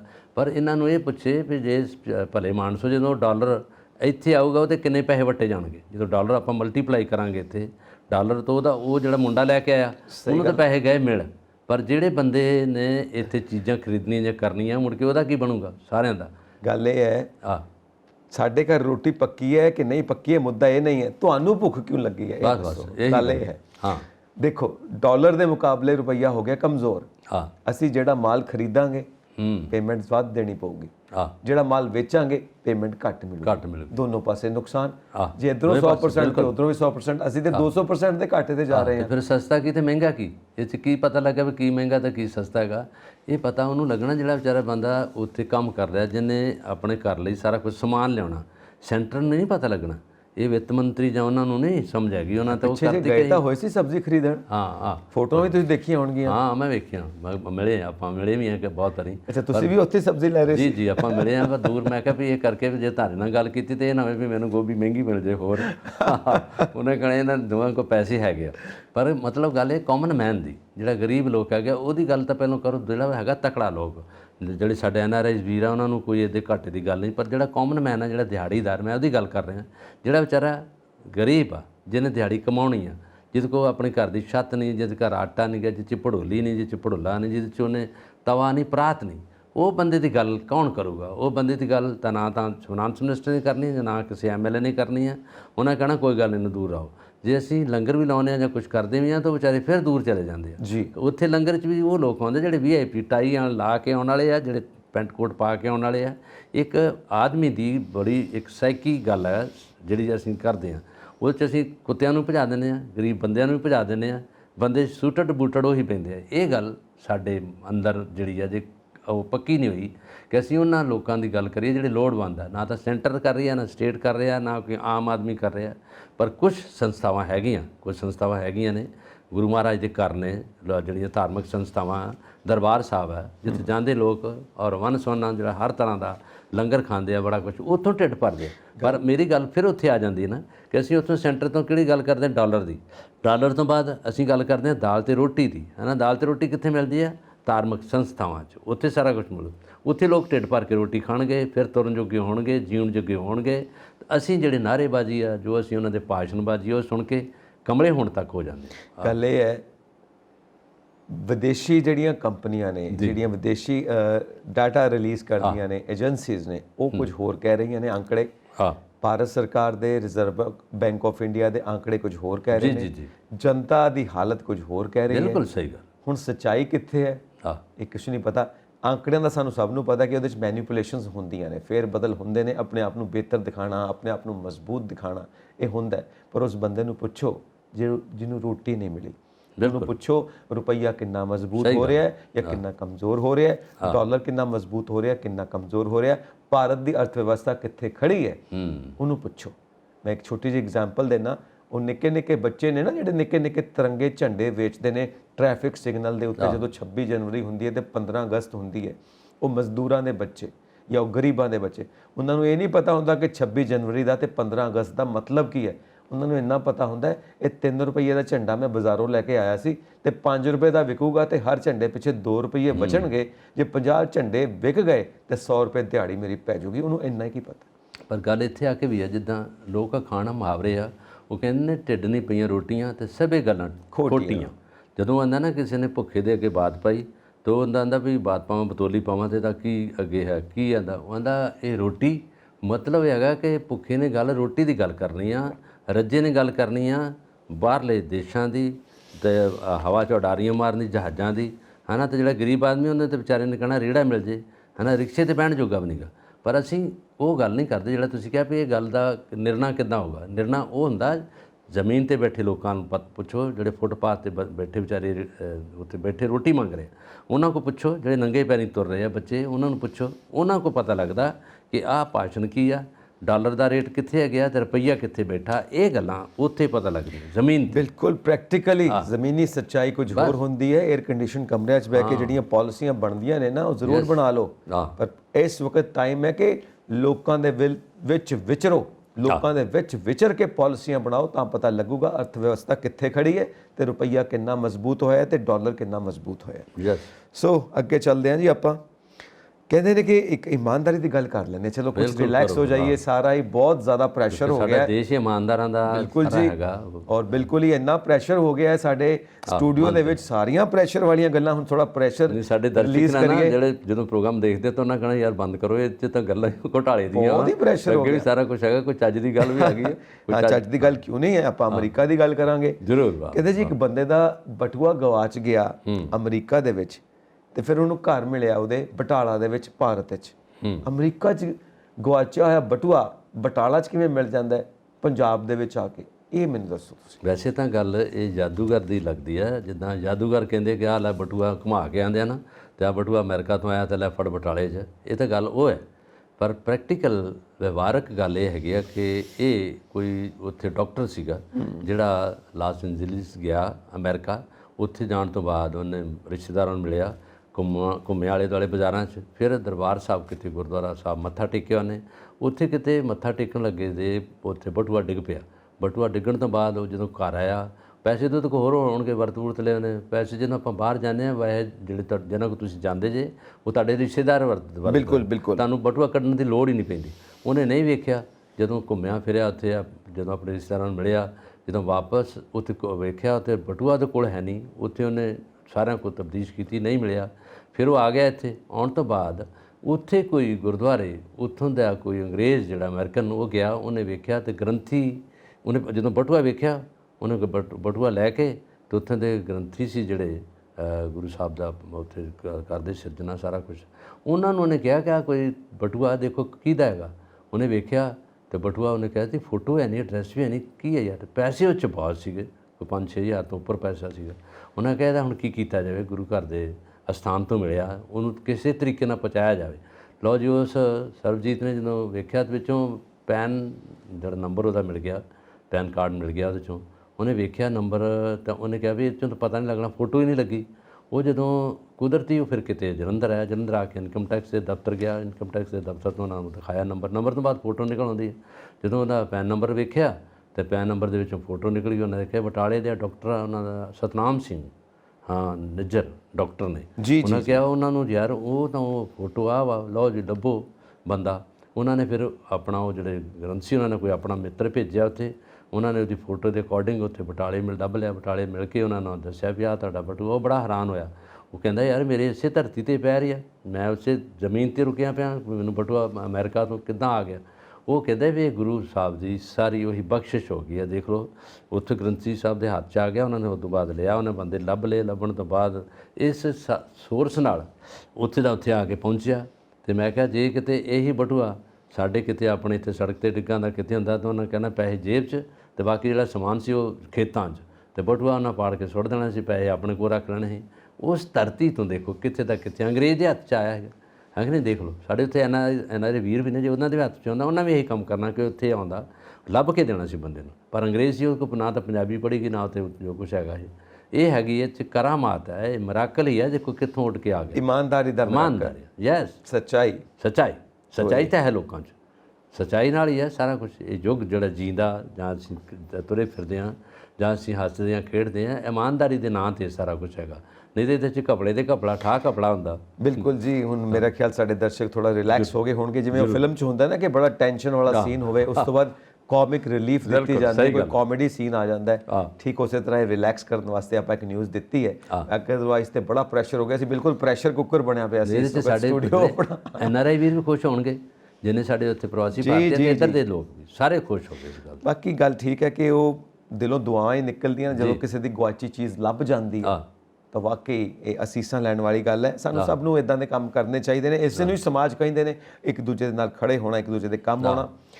ਸੋ ਸਾਡੇ ਕੰਮ ਆਵੇ ਸਾਡੀ ਸਰਕਾਰ, ਇਸ ਲਈ ਅਸੀਂ ਸਰਕਾਰ ਚੁਣਦੇ ਹਾਂ ਤੇ 7 ਮਹੀਨੇ ਹੋ ਗਏ ਨੇ ਸੁੱਖ ਨਾਲ ਸਾਡੀ ਆਮ ਆਦਮੀ ਪਾਰਟੀ ਦੀ ਸਰਕਾਰ ਨੂੰ ਪੰਜਾਬ ਦੇ ਵਿੱਚ ਵਜ਼ਾਰਤ ਸਾਂਭੇ ਹੋਏ। ਹੁਣ ਤੁਸੀਂ ਵਧੀਆ ਵਿਸ਼ੇ ਲੈਣ ਲੱਗ ਪਏ। ਉਹ ਕਹਿੰਦੇ ਨੇ ਕਿ ਜੀ ਅਸੀਂ ਵਿਕਾਸ ਕਰਦੇ ਪਏ ਹਾਂ, ਵਿਕਾਸ ਮਾਡਲ ਲੈ ਕੇ ਆਉਂਦੇ ਪਏ ਹਾਂ ਤੇ ਆਪਣੀ ਕਾਰਗੁਜ਼ਾਰੀ ਸਾਹਮਣੇ ਲੈ ਕੇ ਆਉਂਦੇ ਪਏ ਹਾਂ। ਲੋਕਾਂ ਨੂੰ ਜੋ ਸਹੂਲੀਅਤ ਦਿੰਦੇ ਪਏ ਹਾਂ ਅਸੀਂ, ਉਹ ਕਿਸੇ ਨੇ ਨਹੀਂ ਦਿੱਤੀ। ਔਰ ਮਾਨ ਸਾਹਿਬ ਕਹਿੰਦੇ ਨੇ ਸਾਡੇ ਜੋ CM ਨੇ, ਉਹ ਕਹਿੰਦੇ ਨੇ ਕਿ 7 ਮਹੀਨਿਆਂ ਦੇ ਵਿੱਚ ਸਾਡੀ ਆਮ ਆਦਮੀ ਪਾਰਟੀ ਦੀ ਸਰਕਾਰ ਨੇ ਪੰਜਾਬ ਦੇ ਅੰਦਰ ਉਹ ਕਰਕੇ ਦਿਖਾ ਦਿੱਤਾ ਜਿਹੜੀਆਂ ਬਾਕੀ ਪਾਰਟੀਆਂ 70 ਸਾਲਾਂ 'ਚ ਨਹੀਂ ਕਰ ਸਕੀਆਂ। ਮਤਲਬ 7 ਮਹੀਨਿਆਂ ਦੇ ਬਰਾਬਰ 70 ਸਾਲ। ਸਾਤੇ ਨੂੰ ਭਗਵੰਤ ਮਾਨ ਕਹਿ ਰਹੇ ਨੇ ਸਾਤੇ ਨੂੰ 0 ਲਾ ਦਿਓ, ਸਾਤੇ ਨੂੰ 0 ਸਾਤੇ ਨੂੰ 0 ਲਾ ਕੇ 70 ਬਣ ਜਾਂਦਾ ਨਾ। ਬਿਲਕੁਲ। ਉਹਨਾਂ ਕਿਹਾ ਵੀ ਇਕੁਅਲ ਅਸੀਂ ਉੱਦਾਂ ਦੇ ਕੰਮ ਕਰ ਦਿੱਤੇ ਆ, ਪਰ ਜੇ ਲੇਖਾ ਜੋਖਾ ਕੀਤਾ ਜਾਵੇ ਸਾਰੀ ਹੁਣ ਤੱਕ ਦੀ ਸਰਕਾਰ ਦਾ ਜਿਹੜੀ ਆਈ ਆ, ਉਹਦੇ ਵਿੱਚ ਜਿੰਨੇ ਕੁ ਕੰਮ ਕੀਤੇ ਆ ਲੋਕ ਖੁਸ਼ ਤਾਂ ਹੋਏ ਆ। ਜਿਹੜੇ ਕੰਮ ਸਾਹਮਣੇ ਬੋਲਦੇ ਇਹਨਾਂ ਦੇ, ਜਿਸ 'ਚ ਬਿਜਲੀ ਦਾ ਲਟਕ ਰਿਹਾ ਮਾਮਲਾ ਸੀਗਾ, ਬੜੀ ਦੂਰ ਤੱਕ 600 ਯੂਨਿਟ 2 ਮਹੀਨੇ ਤੇ ਜਾਂ ਉਹ 600 ਯੂਨਿਟ ਦਾ ਆ ਗਿਆ, ਜਿਸ 'ਚ 50 ਲੱਖ ਦੇ ਕਰੀਬ ਲੋਕ ਇਹਦਾ ਫਾਇਦਾ ਲੈ ਗਏ ਆ। ਔਰ ਜਿਹੜੇ ਗਰੀਬ ਲੋਕ ਸੀ, ਦਲਿਤ ਲੋਕ ਸੀ, ਜਿਹੜੇ SC ਸੀਗੇ, ਉਹਨਾਂ ਨੂੰ ਤਾਂ ਜਿਹੜੇ ਸੁਤੰਤਰਤਾ ਸੈਨਾਨੀ ਸੀ ਉਹਨਾਂ ਨੂੰ ਤੇ ਪਹਿਲਾਂ ਵੀ ਥੋੜ੍ਹੀ ਬਹੁਤ ਸਹੂਲਤ ਦਿੱਤੀ ਜਾਂਦੀ ਸੀ, ਪਰ ਹੁਣ 600 ਯੂਨਿਟ ਤੋਂ ਜਿਹੜੇ ਉੱਪਰ ਜਾਂਦੇ ਆ ਜਨਰਲ 'ਚ, ਉਹਨਾਂ ਨੂੰ ਫਿਰ ਸਾਰੇ ਦਾ ਸਾਰਾ ਦੇਣਾ ਪਊਗਾ। ਜਿਹੜੇ ਰਿਜ਼ਰਵ ਕੈਟਾਗਰੀ ਦੇ ਦੂਸਰੇ ਗਰੀਬ ਲੋਕ ਆ, ਉਹਨਾਂ ਨੂੰ ਜਿਹੜੇ 600 ਯੂਨਿਟ ਤੋਂ ਉੱਪਰ ਵਾਲੇ ਆ, ਉਹਨਾਂ ਦਾ ਕੇਵਲ ਦੇਣਾ ਪਊਗਾ। ਇਹ ਤਾਂ ਇੱਕ ਬਹੁਤ ਵੱਡੀ ਉਦਾਹਰਣ। ਨੰਬਰ 2, 1 ਮੈਨ 1 ਪੈਨਸ਼ਨ ਜਿਹੜੀ ਵਿਧਾਇਕਾਂ ਦੀ ਸੀ, ਉਹ ਵੀ ਬੋਲਦੀ ਗੱਲ ਹੈ। ਨਹੀਂ ਤਾਂ ਕਿਸੇ ਵੀ ਪਾਸੇ ਕਦੇ ਵੀ ਕਿਸੇ ਨੇ ਇਹ ਜਿਹੜਾ ਮਨਸ਼ਾ ਨਹੀਂ ਸੀ ਕੀਤਾ, ਔਰ ਨਾ ਇਹ ਪੁਆਇੰਟ ਅੱਗੇ ਆਉਣ ਦਿੰਦੇ। ਇਸ ਕਰਕੇ ਨਹੀਂ ਆਉਣ ਦਿੰਦੇ ਕਿ ਪਾਲਿਸੀ ਤੇ ਬਣਾਉਣ ਵਾਲੇ MLA ਉੱਥੇ ਉਹੀ ਮੰਤਰੀ ਆ, ਤੇ ਉਹਨਾਂ ਦੇ ਹੀ ਗਲੇ 'ਚ ਉਹ ਜਿਹੜੀ ਚੀਜ਼ ਪੈ ਜਾਂਦੀ, ਮਰਿਆ ਸੱਪ ਪੈ ਜਾਂਦਾ। ਉਹਨਾਂ ਕਿਹਾ ਕਿ ਇਹ ਫੈਸਲਾ ਅੱਗੇ ਆਉਣ ਨਹੀਂ ਦਿੱਤਾ ਉਹਨਾਂ ਨੇ, ਔਰ ਉਹ ਫੈਸਲਾ ਇਹਨਾਂ ਭਗਵੰਤ ਮਾਨ ਨੇ ਲਿਆਂਦਾ। ਉਹਦੇ ਵਿੱਚ ਇੱਕੋ ਹੀ ਪੈਨਸ਼ਨ ਇੱਕੋ ਹੀ ਵਿਧਾਇਕ ਨੂੰ ਮਿਲੂਗੀ ਇੱਕ ਵਾਰ। ਇੱਕ ਉਹ ਵੀ ਸੀ ਕਿ ਇਨਕਮ ਟੈਕਸ ਜਿਹੜਾ ਵਿਧਾਇਕਾਂ ਦਾ ਹੈ ਉਹ ਖਜ਼ਾਨੇ 'ਚੋਂ ਨਹੀਂ ਜਾਏਗਾ, ਉਹ ਆਪਣੀ ਜੇਬ 'ਚੋਂ ਦੇ। ਅੱਛਾ, ਇਹ ਵੀ ਹੈਗਾ, ਇਹ ਵੀ ਸੀਗਾ, ਖਜ਼ਾਨੇ 'ਚੋਂ ਜਾਂਦਾ ਸੀ ਇਨਕਮ ਟੈਕਸ, ਯਾਨੀ ਕਿ ਜੋ ਪੈਸਾ ਉਹ ਇੱਕ ਤਨਖਾਹ ਦਾ ਲੈ ਜਾਂਦੇ ਨੇ। ਅੱਗੇ ਗਵਰਨਮੈਂਟ ਦਿੰਦੀ ਸੀ ਇਨਕਮ ਟੈਕਸ, ਹੁਣ ਪਰਸਨਲੀ ਤੇ ਮੈਂ ਦਿੰਦੇ ਸੀ, ਇਹਨਾਂ ਨੂੰ ਦੇਣਾ ਪਊਗਾ ਜੀ। ਅੱਛਾ, ਇਹ ਵੀ ਹੋ ਗਿਆ। ਤੇ DAT ਹੈ ਜਿਹੜਾ ਇਹਨਾਂ ਨੂੰ ਮਿਲਦਾ ਸੀ, ਉਹਦੇ ਉੱਤੇ ਵੀ ਹੁਣ ਉਹ ਬਿਲਕੁਲ ਖਾਸ ਨਜ਼ਰਸਾਨੀ ਹੈ, ਜਿੱਥੇ ਰੋਕ ਲੱਗਣੀ ਉੱਥੇ ਰੋਕ ਲੱਗੇਗੀ, ਸਿਰਫ ਜਿਹੜਾ ਬੰਦਾ ਹੱਕ ਉਹ ਮਿਲੇਗਾ। ਬਹੁਤ ਅੱਛੀ। ਬਾਕੀ ਰਹੀ ਸਿਹਤ ਸਹੂਲਤਾਂ 'ਚ ਵੀ ਇਹਨਾਂ ਨੇ 100 ਜਿਹੜੇ ਆ ਉਹ ਖੋਲ੍ਹ ਦਿੱਤੇ, ਮੁਹੱਲਾ ਕਲੀਨਿਕ ਖੋਲ੍ਹੇ ਨੇ, ਮੁਹੱਲਾ ਕਲੀਨਿਕ ਖੋਲ੍ਹ ਦਿੱਤੇ ਆ। ਔਰ ਨਾਲ ਸਿੱਖਿਆ ਦੇ ਉੱਤੇ ਵੀ ਬਜਟ ਦੇ ਵਿੱਚ ਕਾਫੀ ਕੁਝ ਰੱਖਿਆ ਗਿਆ। ਹਾਂ, ਐਜੂਕੇਸ਼ਨ 'ਚ ਵੀ ਇਹਨਾਂ ਨੇ ਕਾਫੀ ਇੰਪਰੂਵਮੈਂਟ ਕੀਤੀ ਆ। ਔਰਤਾਂ ਨਾਰਾਜ਼ ਨੇ, ਕਹਿੰਦੀ 1000 ਰੁਪਏ ਕਦੋਂ ਦੇਣਾ, ਉਹ ਗੱਲ ਰਹਿ ਗਈ। ਬਾਕੀ ਕੰਮ ਤਾਂ ਜਿਹੜੇ ਕੀਤੇ ਆ, ਇਹ ਜਿਹੜਾ ਕੰਮ ਸੀਗਾ ਇਹਨਾਂ ਘਰਾਂ 'ਚ ਇਹ ਲੜਾਈ ਵੀ ਪਾਤੀ, ਇਸ ਕਰਕੇ ਲੜਾਈ ਪਈ ਆ ਕਿ ਜਿਹੜੇ ਉਹਨਾਂ ਦੇ ਘਰ ਵਾਲੇ ਆ, ਜਾਂ ਉਹਨਾਂ ਦੇ ਸਹੁਰਾ ਸਾਹਿਬ ਨੇ, ਜਾਂ ਉਹਨਾਂ ਦੇ ਦੇਰ ਜੇਠ ਆ, ਜਦੋਂ ਜਨਾਨੀਆਂ ਇਕੱਠੀਆਂ ਹੁੰਦੀਆਂ ਤਾਂ ਉਹਨੇ ਕਹਿੰਦਾ ਯਾਰ ਤੁਸੀਂ ਮਰਵਾਤਾ ਸਾਨੂੰ, ਤੇ ਉਹ ਉਹਨੇ ਕਿਉਂ ਤੁਸੀਂ ਉਹਦੇ ਕਹਿੰਦੀਆਂ ਵੋਟ ਪਾਓ ਆਪ ਨੂੰ, ਹੈ ਨਾ, ਤੇ ਤੁਹਾਨੂੰ 1000 ਰੁਪਏ ਮਿਲਣਾ। ਹੁਣ ਤੁਸੀਂ ਸੂਟਾਂ ਲਈ ਫਿਰ ਸਾਡੇ ਕੋਲ ਪੈਸੇ ਮੰਗਦੀਆਂ ਜੀ। ਉਦੋਂ ਤੁਸੀਂ ਕਹਿੰਦੇ ਯਾਰ ਤੁਸੀਂ ਇਹ ਗੱਲੋਂ ਬਰੀ ਜੇ, ਕੋਈ ਸੂਟ ਲੈਣ ਦੀ ਲੋੜ ਨਹੀਂ ਤੁਹਾਨੂੰ, ਗਰਗਾਬੀਆਂ ਅਸੀਂ ਮੁੱਲ ਲਵਾਂਗੀਆਂ, ਸਮਾਨ ਅਸੀਂ ਲਿਆਵਾਂਗੀਆਂ, ਸੁਰਖੀ ਬਿੰਦੀ ਅਸੀਂ ਉਹਨਾਂ ਤੋਂ ਖਰੀਦਣੀਆਂ, ਤੁਹਾਡਾ ਖਰਚਾ ਖਤਮ। ਤਾਂ ਫਿਰ ਸਾਡੇ ਬਟੂਏ ਨੂੰ ਹੱਥ ਪਾਇਆ ਤੁਸੀਂ, ਫਿਰ ਸਾਨੂੰ ਬਿਲਕੁਲ ਇੱਕੋ ਜਿਹੜੀ ਫਰੀ ਟਰੈਵਲਿੰਗ ਆ ਬੱਸਾਂ ਦੇ ਵਿੱਚ ਤੁਹਾਨੂੰ ਲੈਣ ਦੀ ਲੋੜ ਨਹੀਂ ਟਿਕਟ, ਉਹ ਵੀ ਜ਼ਰਾ ਹੁਣ ਪਿੱਛੇ ਪੈ ਗਈ ਇਹ ਗੱਲ, ਕਿਉਂਕਿ ਖਜ਼ਾਨੇ ਖਾਲੀ ਨੇ। ਨਹੀਂ ਤਾਂ ਚੱਲਦਾ ਰਿਹਾ ਕਿਸੇ ਨੇ ਤਾਂ ਰੌਲਾ ਪਾਇਆ, ਉਸ ਤਰ੍ਹਾਂ ਦੇ ਲੈਵਲ ਤੇ ਨਹੀਂ ਨਾ ਜਿਹੜੇ ਵਾਅਦੇ ਕੀਤੇ ਸੀ। ਪਰ ਅਜੇ ਔਰਤਾਂ ਜਾਂਦੀਆਂ ਫਰੀ ਆ ਆਧਾਰ ਕਾਰਡ ਦਿਖਾ ਕੇ, ਅਜੇ ਚੱਲ ਰਿਹਾ। ਪਰ ਇਹਨੂੰ ਖਦਸ਼ਾ ਹੈ ਕਿ ਸ਼ਾਇਦ ਇਹ ਪਿੱਛੇ ਆ ਜਾਏ, ਪਰ ਨਹੀਂ, ਮੈਨੂੰ ਲੱਗਦਾ ਭਗਵੰਤ ਮਾਨ ਸਰਕਾਰ ਨਹੀਂ ਕਰੂ। ਉਹਨਾਂ ਨੂੰ ਪਤਾ ਲੋਕਾਂ ਨੇ ਰੌਲਾ ਪਾਉਣਾ, ਵੋਟਾਂ ਕਿੱਥੋਂ ਮਿਲਣੀਆਂ ਫਿਰ। ਨਾਲੇ ਬੀਬੀਆਂ ਜਾ ਰਹੀਆਂ, ਕਿਤੇ ਮੰਦਰਾਂ ਜਾਂਦੀਆਂ, ਗੁਰਦੁਆਰਿਆਂ ਜਾਂਦੀਆਂ, ਮੱਥਾ ਟੇਕਣ, ਭੈਣ ਭਰਾਵਾਂ ਨੂੰ ਮਿਲਣ ਜਾ ਰਹੀਆਂ, ਜਾਣਾ ਤਾਂ ਹੈ। ਔਰ ਬੀਬੀਆਂ ਨੂੰ ਨਹੀਂ ਮਿਲ ਰਿਹਾ, ਬੀਬੀਆਂ ਨੂੰ ਮਿਲ ਰਿਹਾ, ਉਹ ਪੈਸਾ ਉਹਨਾਂ ਨੂੰ ਆ। ਬੀਬੀਆਂ ਨੂੰ ਨਹੀਂ ਕੁਝ ਮਿਲਦਾ, ਬੀਬੇ ਵੋਟਾਂ ਪਾਉਣ ਜੋਗੇ ਹੀ ਨੇ। ਤੇ ਜਾ ਕੇ ਕੇਜਰੀਵਾਲ ਸਾਹਿਬ, ਬੀਬੀਆਂ ਜਾਂਦੀਆਂ ਨਾ, ਜਦੋਂ ਬੀਬੀਆਂ ਜਾਣਾ ਆਪਣੇ ਪੇਕਿਆਂ ਨੂੰ ਜਾਣਾ, ਉਹਨਾਂ ਨੂੰ ਕਹਿਣਾ ਤੈਨੂੰ ਪੈਸੇ ਤਾਂ ਨਹੀਂ ਮਿਲਣੇ, ਤੇ ਮੈਂ ਤੂੰ ਘਰੇ ਰਹਿ, ਤੇ ਉਹ ਆਪਣਾ ਜਾ ਕੇ ਆਪਣਾ ਖਾਂਦਾ ਪੀਂਦਾ ਮਜ਼ੇ ਮਾਰਦਾ। ਉਦੋਂ ਬਾਅਦ ਬਸ ਠੀਕ ਹੈ, ਚਲੋ ਇਹ ਵੀ ਇੱਕ ਨੁਕਤਾ ਦੇਤਾ ਤੁਸੀਂ। ਮੈਂ ਗੱਲ ਕਰਨ ਲੱਗਾ ਸੀ ਕਿ ਗੁਜਰਾਤ ਵਿੱਚ ਵੀ ਜਦੋਂ CM ਗਏ ਨੇ, ਨਾਲ ਦੂਸਰੇ CM ਸਾਡੇ ਕੇਜਰੀਵਾਲ, ਉਹ ਵੀ ਗਏ ਨੇ ਜਿਹੜੇ ਦਿੱਲੀ ਦੇ CM ਨੇ, ਦੋਵੇਂ ਜਾ ਕੇ ਗੁਜਰਾਤ ਦੇ ਵਿੱਚ ਵੀ ਇਹੀ ਗੱਲਾਂ ਕਰਦੇ ਪਏ ਨੇ ਕਿ ਤੁਸੀਂ ਬਦਲਾਅ ਚਾਹੁੰਦੇ ਹੋ। 2022 ਦੀਆਂ ਇਲੈਕਸ਼ਨਸ ਤੋਂ ਪਹਿਲਾਂ ਜਿਹੜਾ ਪੰਜਾਬ ਦੇ ਵਿੱਚ ਹਾਲਾਤ ਨੇ, ਉਸ ਤਰ੍ਹਾਂ ਦੇ ਹਾਲਾਤ ਇੱਥੇ ਵੀ ਨੇ। ਇੱਥੇ ਬਦਲਾਅ ਆ ਗਿਆ ਤੇ ਅਸੀਂ ਇੱਥੇ ਵੀ ਬਦਲਾਅ ਤੁਹਾਡੇ ਵਾਸਤੇ ਵੀ ਲੈ ਕੇ ਆਵਾਂਗੇ। ਪੰਜਾਬ ਦੇ ਵਿੱਚ ਹੈਲਪਲਾਈਨ ਖੋਲ੍ਹਦੇ ਪਏ ਹਾਂ, ਪੰਜਾਬ ਦੇ ਵਿੱਚ ਲੋਕਾਂ ਨੂੰ ਸਹੂਲੀਅਤ ਦਿੰਦੇ ਪਏ ਹਾਂ, ਬਿਜਲੀ ਦੀ ਵੀ ਗੱਲ ਕੀਤੀ ਹੈ, ਤੇ ਉਹਨਾਂ ਨੂੰ ਇਹ ਪੂਰੀ ਆਸ ਹੈ ਕਿ ਇਸ ਵਾਰ ਗੁਜਰਾਤ ਦੇ ਲੋਕਾਂ ਨੇ ਆਮ ਆਦਮੀ ਪਾਰਟੀ ਦੀ ਸਰਕਾਰ ਬਣਾਉਣੀ ਹੈ। ਔਰ ਕੇਜਰੀਵਾਲ ਸਾਹਿਬ ਤੇ ਸ਼ਾਇਦ ਸੁਪਨਾ ਵੀ ਦੇਖਣ ਲੱਗ ਪਏ ਹੋਣਗੇ ਕਿ ਦਿੱਲੀ ਤੋਂ ਬਾਅਦ ਪੰਜਾਬ, ਹੁਣ ਪੰਜਾਬ ਤੋਂ ਅੱਗੇ ਗੁਜਰਾਤ। ਵੈਸੇ ਇਹ ਵੀ ਕਿਹਾ ਜਾਂਦਾ, ਮਾਹਿਰ ਮੰਨਦੇ ਨੇ ਕਿ ਬਹੁਤ ਜਲਦੀ 'ਚ ਨੇ ਕੇਜਰੀਵਾਲ ਸਾਹਿਬ ਫਟਾਫਟ ਭਾਰਤ ਦੇ ਪ੍ਰਧਾਨ ਮੰਤਰੀ ਬਣਨਾ ਚਾਹੁੰਦੇ ਨੇ, ਕਿ ਮੈਂ ਭਾਰਤ ਦੀ ਸਾਰੀ ਕਾਇਆ ਕਲਪ ਕਰਕੇ ਰੱਖ ਦਾਂਗਾ, ਇਸ ਤਰ੍ਹਾਂ ਦੀ ਸੋਚ ਹੈ ਸਾਡੇ ਵਿਚਾਰਕ ਜਿਹੜੇ ਬੈਠੇ ਨੇ ਵੱਡੇ ਵੱਡੇ ਰਾਜਨੀਤੀ ਦੇ ਮਾਹਿਰ, ਕਈ ਵਾਰ ਉਹਨਾਂ ਨਾਲ ਗੱਲਬਾਤ ਹੁੰਦੀ ਹੈ ਨਾ ਤਾਂ ਅੰਦਰਲੀਆਂ ਗੱਲਾਂ ਸਾਨੂੰ ਦੱਸਦੇ ਨੇ ਕਿ ਆਹ ਕੁਝ ਇਹਨਾਂ ਦੇ ਮਨਾਂ 'ਚ ਚੱਲਦਾ ਪਿਆ। ਜਾਂ ਤਬਦੀਲੀ ਤਾਂ ਹੈ ਹੀ ਆ, ਜਿਹੜੀ ਚੇਂਜ ਹੈ ਨਾ ਜਾਂ ਤਬਦੀਲੀ ਹੈ, ਇਹ ਕੁਦਰਤ ਦਾ ਅਟਲ ਨੇਮ ਹੈ, ਇਹ ਤਾਂ ਆਉਣਾ ਹੀ ਆਉਣਾ, ਅੱਜ ਨਹੀਂ ਕੱਲ੍ਹ ਨਹੀਂ, ਕੁਛ ਨਾ ਕੁਛ ਤਾਂ ਹੈ, ਕਿਉਂਕਿ ਰੱਦੋ ਬਦਲ ਤਾਂ ਹੁੰਦੀ ਆ। ਬੀਜੇਪੀ ਦਾ ਅੱਗੇ ਆਪਾਂ ਨੂੰ ਇਹਨਾਂ ਨੇ ਸੀ ਐਨਡੀਏ ਗੌਰਮੈਂਟ ਦਾ ਨਹੀਂ ਸੀ, ਕਾਂਗਰਸ ਹੀ ਹਾਵੀ ਰਹੀ ਆ, ਉਦੋਂ ਬਾਅਦ ਬੀਜੇਪੀ ਆ ਗਈ ਹੈ, ਹੁਣ ਇਹ ਤੋਂ ਬਾਅਦ ਇਹ ਇੱਕ ਪਾਸਾ ਗੱਡਾ ਗਡੋਰੀਆ ਕਿੰਨਾ ਕੁ ਭਾਰਤ ਇੱਕ ਮੁੱਕੀ ਚੁੱਕ ਲਾ ਦੂਜੀ ਨੂੰ ਤਿਆਰ, ਇਹ ਗੱਲ ਹੋਣੀ ਆ, ਅੱਜ ਨਹੀਂ ਕੱਲ੍ਹ ਨਹੀਂ ਪਰਸੋਂ ਨਹੀਂ, ਕਿਉਂਕਿ ਮਹਾਗਠਜੋੜ ਬਣ ਰਿਹਾ, ਜਿਹੜੀਆਂ ਵਿਰੋਧੀ ਪਾਰਟੀਆਂ ਨੇ ਉਹ ਇਕੱਠੀਆਂ ਹੋ ਰਹੀਆਂ, ਉਹਦੇ ਵਿੱਚ ਮਮਤਾ ਬੈਨਰਜੀ ਆ, ਨਿਤਿਸ਼ ਕੁਮਾਰ ਜੀ ਆ, ਉਹਦੇ ਵਿੱਚ ਲਾਲੂ ਯਾਦਵ ਜੀ ਆ, ਬੜੀਆਂ ਵੱਡੇ ਦਿਗਜ ਨੇਤਾ ਨੇ, ਉਹ ਇਕੱਠਾ ਹੋਣਾ ਚਾਹ ਰਹੇ ਆ, ਔਰ ਅੱਜ ਨਹੀਂ ਕੱਲ੍ਹ ਨਹੀਂ ਪਰਸੋਂ ਨਹੀਂ, ਕੁਛ ਨਾ ਕੁਛ ਤਾਂ ਹੋਊਗਾ ਹੀ, ਔਰ 2024 ਕੋਈ ਬਹੁਤਾ ਲੰਬਾ ਨਹੀਂ ਹੈ ਨਾ, ਦੂਰ ਨਹੀਂ ਗਾ, ਔਰ ਕਹਿੰਦੇ ਆਂਦੇ ਵੀ ਹੌਲੀ ਹੌਲੀ ਨੱਚ ਕੁੜੇ ਜੰਡਿਆਲਾ ਦੂਰ ਨਹੀਂ, ਦਰਿਆ ਹੈ ਨਾ ਨੇੜੇ ਤਾਂ ਹੈ ਹੀ ਆ। ਔਰ ਉਹਦੇ 'ਚ ਰਹੀ ਗੱਲ ਇਸ ਵੇਲੇ ਜਿਹੜੀ ਤਬਦੀਲੀ ਦੀ ਆ ਅਤੇ ਜਿਹਦੇ ਵਿੱਚ ਇਹਨਾਂ ਦੀ ਸਹੂਲਤਾਂ ਦੀ ਆ, ਸਹੂਲਤਾਂ 'ਤੇ ਜੇ ਅਸੀਂ ਗੱਲ ਕਰੀਏ ਤਾਂ ਕਾਫੀ ਕੁਛ ਬਦਲਾਅ ਤਾਂ ਆਇਆ, ਬੜਾ ਕੁਛ ਕੀਤਾ, ਪਰ ਹੁਣ ਇਹ ਤਾਂ ਨਹੀਂ ਹੁੰਦਾ, ਬਾਕੀ ਪੈਸਾ ਤਾਂ ਚਾਹੀਦਾ ਜਿੱਥੇ ਜਿੱਥੇ ਕੰਮ ਕਰਨਾ, ਪੈਸੇ ਦੀ ਥੋੜ੍ਹ ਵੀ ਹੈ। ਇੱਕ ਗੱਲ ਹੈ, ਜਿਵੇਂ ਪੰਜਾਬ ਦੀ ਜਨਤਾ ਗੱਲਾਂ ਕਰਦੀ ਹੈ, ਪੰਜਾਬ ਦੇ ਵਿੱਚ ਸਿਆਸੀ ਮਾਹਿਰ ਗੱਲ ਕਰਦੇ ਨੇ, ਤੇ ਹੁਣ ਇਹ ਜਾ ਰਹੇ ਨੇ ਗੁਜਰਾਤ, ਕਿ ਗੁਜਰਾਤ ਵਿੱਚ ਵੀ ਕਿਸੇ ਨੇ ਅੱਗੋਂ ਸਵਾਲ ਪੁੱਛ ਲਿਆ ਤੇ ਫਿਰ ਕੀ ਜਵਾਬ ਦੇਣਗੇ ਕਿ ਪੰਜਾਬ ਦੇ ਵਿੱਚ ਇਹ ਗੱਲ ਚੱਲਦੀ ਹੈ ਕਿ 3 ਪਰਤਾਂ ਨੇ ਜੀ ਪ੍ਰਸ਼ਾਸਨ ਦੀਆਂ। ਪਹਿਲੀ ਪਰਤ ਦੇ ਵਿੱਚ ਸੁਪਰੀਮ ਜਿਹੜੇ ਸੁਪਰੀਮੋ ਸੀਐਮ ਨੇ ਉਹ ਹੈਗੇ ਨੇ ਭਗਵੰਤ ਮਾਨ ਤੋਂ ਉੱਤੇ ਕੇਜਰੀਵਾਲ ਸਾਹਿਬ, ਤੇ ਜਿਹੜੇ ਸੀਐਮ ਨੇ ਉਹ ਡਮੀ ਤਾਂ ਨਹੀਂ ਕਹਾਂਗਾ, ਸ਼ੈਡੋ ਸੀਐਮ ਕਿਹੜੇ ਨੇ, ਰਾਘਵ ਚੱਡਾ, ਤੇ ਜਿਹੜੇ ਡਿਪਟੀ ਸੀਐਮ ਨੇ ਜਿੱਦਾਂ ਕੰਮ ਚੱਲਦਾ ਪਿਆ ਉਹ ਮਾਨ, ਭਗਵੰਤ ਮਾਨ, ਇਹ ਸਾਡੇ ਸਿਆਸੀ ਮਾਹਿਰ ਕਹਿੰਦੇ ਨੇ। ਤੇ ਜੇ ਗੁਜਰਾਤ ਦੀ ਜਨਤਾ ਨੇ ਵੀ ਇਹ ਸਵਾਲ ਪੁੱਛ ਲਿਆ ਕਿ ਜੇ ਆਮ ਆਦਮੀ ਪਾਰਟੀ ਦੀ ਸਰਕਾਰ ਗੁਜਰਾਤ ਵਿੱਚ ਬਣ ਜਾਂਦੀ ਹੈ ਤੇ ਇਹ ਵੀ ਦਿੱਲੀ ਤੋਂ ਚੱਲੂਗੀ ਕਿ ਗੁਜਰਾਤ ਵਿੱਚੋਂ ਚੱਲੂਗੀ? ਇਹ ਕਿਸੇ ਸਿਆਸੀ ਮਾਹਿਰ ਦੀ ਗੱਲ ਨਹੀਂ, ਇਹ ਤਾਂ ਮਨ ਘੜਤ ਗੱਲਾਂ ਲੋਕਾਂ ਨੇ ਬਣਾਈਆਂ, ਸਾਰਾ ਕੁਛ ਹੈਗਾ, ਕਿਉਂਕਿ ਇੱਕ ਜਮਾਤ ਹੁੰਦੀ ਆ, ਜਦੋਂ ਕੋਈ ਗੱਲ ਚੱਲਣੀ ਆ, ਇੱਕ ਇਕੱਲਾ ਤੇ 2 11 ਜਮਾਤ ਨਾਲ ਚੱਲਿਆ ਜਾਂਦਾ। ਜੇ ਅਸੀਂ ਅੱਜ ਸੋਚੀਏ, ਜੇ ਹਿਸਟਰੀ ਤਾਂ ਕੋਈ ਲੰਬੀ ਨਹੀਂ, 6 ਮਹੀਨਿਆਂ ਦੀ 7 ਮਹੀਨਿਆਂ ਦੀ ਗੱਲ ਆ, ਭਗਵੰਤ ਮਾਨ ਨੂੰ ਇਸ ਕੁਰਸੀ 'ਤੇ ਬਿਠਾਉਣ ਵਾਲਾ ਕੌਣ ਹੋਊਗਾ? ਹੈ ਕਿ ਨਹੀਂ? ਇਹਦੇ ਵਿੱਚ ਹੈ ਨਹੀਂ ਕੋਈ ਕੈਪਟਨ ਅਮਰਿੰਦਰ ਸਿੰਘ ਨੇ ਤਾਂ ਨਹੀਂ ਉਹਨੂੰ ਬਿਠਾਤਾ, ਔਰ ਬਾਦਲ ਸਾਹਿਬ ਨੇ ਤਾਂ ਨਹੀਂ ਬਿਠਾਇਆ, ਉਹਦੇ ਪਿੱਛੇ ਕੋਈ ਪਾਵਰ ਤਾਂ ਹੈ ਨਾ, ਉਹ ਕੇਜਰੀਵਾਲ ਹੀ ਹੈ, ਔਰ ਸਾਰਿਆਂ ਨੂੰ ਪਤਾ ਹੀ ਹੈ। ਇਹ ਕਿਆ ਸਰਾਈਆਂ ਵਿਰੋਧੀ ਪਾਰਟੀਆਂ ਕਰਨਗੀਆਂ ਜਾਂ ਦੂਸਰੇ ਲੋਕ ਕਰਨਗੇ ਜਿਨ੍ਹਾਂ ਦਾ ਉੱਥੋਂ ਤੱਕ ਹੱਥ ਨਹੀਂ ਪੜਿਆ। ਜਿਸ ਬੰਦੇ ਨੂੰ ਉਸ ਕੁਰਸੀ 'ਤੇ ਉਸ ਤਖਤ 'ਤੇ ਬਿਠਾਤਾ ਤਾਂ ਉਹ ਕਿਉਂ ਨਹੀਂ ਉਹਦਾ ਪਿੱਛਾ ਕਰੂਗਾ। IAS ਆਫੀਸਰ ਆ, ਉਹਦੀ ਵਾਈਫ ਵੀ ਰਹੀ ਆ ਉਹਦੇ 'ਚ, ਚੇਅਰਮੈਨ ਰਹੀ ਇਨਕਮ ਟੈਕਸ, ਬੰਦੇ ਵੈਲ ਐਜੂਕੇਟਡ ਆ, ਜੇ ਸਲਾਹ ਦੇਣਗੇ ਕੋਈ ਮਾੜੀ ਸਲਾਹ ਨਹੀਂ ਦੇਣਗੇ। ਹੁਣ ਇਹ ਤਾਂ ਨਹੀਂ ਹੈਗਾ ਕਿ ਬੰਦਾ ਚੌਕਟੇ 'ਚ ਬੈਠਾ ਤਾਂ ਉਹਦੇ ਨਾਲ ਅਸੀਂ ਗੱਲ ਕਰ ਰਹੇ ਹਾਂ, ਤਾਂ ਫੁੱਟਪਾਥ 'ਤੇ ਬੈਠਾ ਉਹਦੇ ਕੋਲ ਸਲਾਹ ਲੈ ਰਿਹਾ। ਇਹ ਲੋਕਾਂ ਦੇ ਇੱਕ ਚਿੱਕੜ ਸੁੱਟਣ ਵਾਲੀਆਂ ਗੱਲਾਂ ਹੁੰਦੀਆਂ ਹੈ ਕਿ ਨਾ, ਜਿਹਦੇ 'ਚ ਹੈਗਾ। ਜੇ ਅਸੀਂ ਕਹਿੰਦੇ ਹਾਂ, ਉਹਨੇ ਗੱਲ ਕੀਤੀ ਆ ਕਰਪਸ਼ਨ ਬਾਰੇ, ਉਹਨੇ ਪੂਰਾ ਜ਼ੋਰ ਲਾਇਆ। ਜੇ ਹੁਣ ਲੋਕਾਂ ਦੇ ਖੂਨ 'ਚ ਕਰਪਸ਼ਨ ਵਧੀ ਹੈ ਤਾਂ ਕੀ ਕਰਨਗੇ? ਅੱਜ ਜਿਹੜੀ ਅਸੀਂ ਆਪਾਂ ਗੱਲ ਕਰ ਚੁੱਕੇ ਹਾਂ, AG ਸਾਹਿਬ ਨੇ ਜਿਹੜਾ ਮਿਨਿਸਟਰ ਫੜਿਆ ਔਰ ਮਿਨਿਸਟਰਾਂ ਦੇ ਜੇ ਤਲਵਾਰ ਚਲਾਈ ਹੈ ਤੇ ਆਪ ਵੱਲੋਂ ਚੱਲੀ ਹੈ, ਨਹੀਂ ਤਾਂ ਇਹਦੇ ਵਿੱਚ ਚੁੱਪ ਕਰਕੇ ਬੈਠੇ ਸੀ। ਅਸੀਂ ਵੈਸੇ ਤਾਂ ਗੱਲ ਕਰ ਰਹੇ ਸਹੂਲਤਾਂ ਦੀ, ਅਸੀਂ ਉਹ ਦੂਜੇ ਪਾਸੇ ਆਉਂਦੇ। ਵੈਸੇ ਬਲਕਾਰ ਜੀ ਇੱਕ ਗੱਲ ਹੈ, ਕਿਉਂਕਿ ਆਪਾਂ ਜੇ ਗੱਲ ਛੇੜੀ ਹੈ ਤੇ ਉਹਨੂੰ ਪੂਰਾ ਆਪਾਂ ਸਿਰੇ ਲਾਈਏ, ਕਿਉਂਕਿ ਜਿਹੜੀ ਪਬਲਿਕ 'ਚ ਗੱਲ ਹੈ, ਤੁਸੀਂ ਉਹ ਦੇਖ ਰਹੇ ਹੋ, ਜਿਹੜੀ ਮੈਂ 3 ਪਰਤਾਂ ਦੀ ਪ੍ਰਸ਼ਾਸਨ ਦੀ ਗੱਲ ਕੀਤੀ ਹੈ ਕਿ ਇੱਕ ਸੁਪਰੀਮ ਸੀਐਮ ਨੇ, ਇੱਕ ਅਸਲੀ ਸੀਐਮ ਨੇ, ਇੱਕ ਡਿਪਟੀ ਸੀਐਮ ਨੇ। ਇਹ ਚਲੋ ਆਪਾਂ ਮੰਨਦੇ ਹਾਂ ਕਿ ਸਿਆਸੀ ਮਾਹਿਰ ਦੀ ਗੱਲ ਨਹੀਂ, ਲੋਕਾਂ ਦੀ ਗੱਲ ਹੈ, ਚਲੋ ਇਹ ਮੰਨ ਲਈ ਗੱਲ।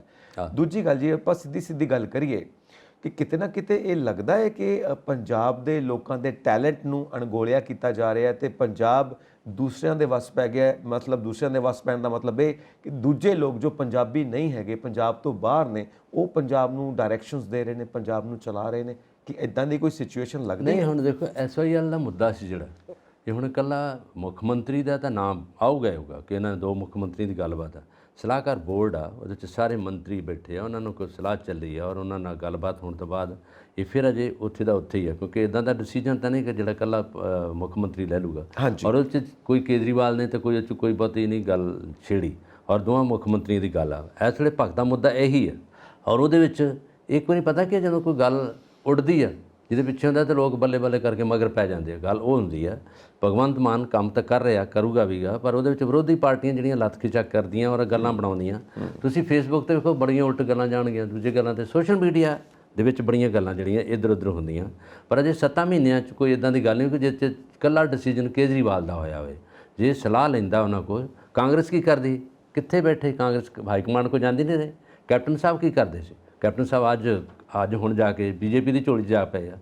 ਤੁਸੀਂ ਉਹਨਾਂ ਗੱਲਾਂ ਦਾ ਬੰਦਿਆਂ ਦੀ ਵੀ ਗੱਲ ਕਰੋ। ਅਜੇ ਤਾਂ ਭਗਵੰਤ ਮਾਨ ਦਾ ਕੈਰੀਅਰ ਸ਼ੁਰੂ ਹੋਇਆ, ਮੈਂ ਉਹਨਾਂ ਦੀ ਫੇਵਰ 'ਚ ਨਹੀਂ ਬੋਲ ਰਿਹਾ, ਮੈਂ ਉਹ ਗੱਲ ਕਰ ਰਿਹਾ ਤੇ ਕੈਰੀਅਰ ਸ਼ੁਰੂ ਹੋਇਆ ਉਹਨਾਂ 7 ਮਹੀਨਿਆਂ 'ਚ ਕੀਤਾ। ਪਰ ਜਿਹੜੇ ਅੱਜ ਤੋਂ ਪਹਿਲਾਂ ਬੈਠੇ ਉਹਨਾਂ ਨੇ ਕੀ ਸਵਾਰ ਦਿੱਤਾ ਇੱਥੇ, ਉਹਨਾਂ ਨੇ ਕਿਹਦੀ ਸਲਾਹ ਨਹੀਂ ਲਈ, ਉਦੋਂ ਵੀ ਦਿੱਲੀ ਤੋਂ ਚੱਕ ਅਕਾਲੀ ਦਲ ਕੀ ਕਰਦਾ ਹੈ, ਬੀਜੇਪੀ ਨਾਲ ਸੀਗਾ, ਉਦੋਂ ਕਿਹਦੀ ਗੱਲ ਹੁੰਦੀ ਸੀ ਉੱਥੇ, ਐਨਡੀਏ ਦੀ ਗੱਲ ਹੁੰਦੀ ਸੀ।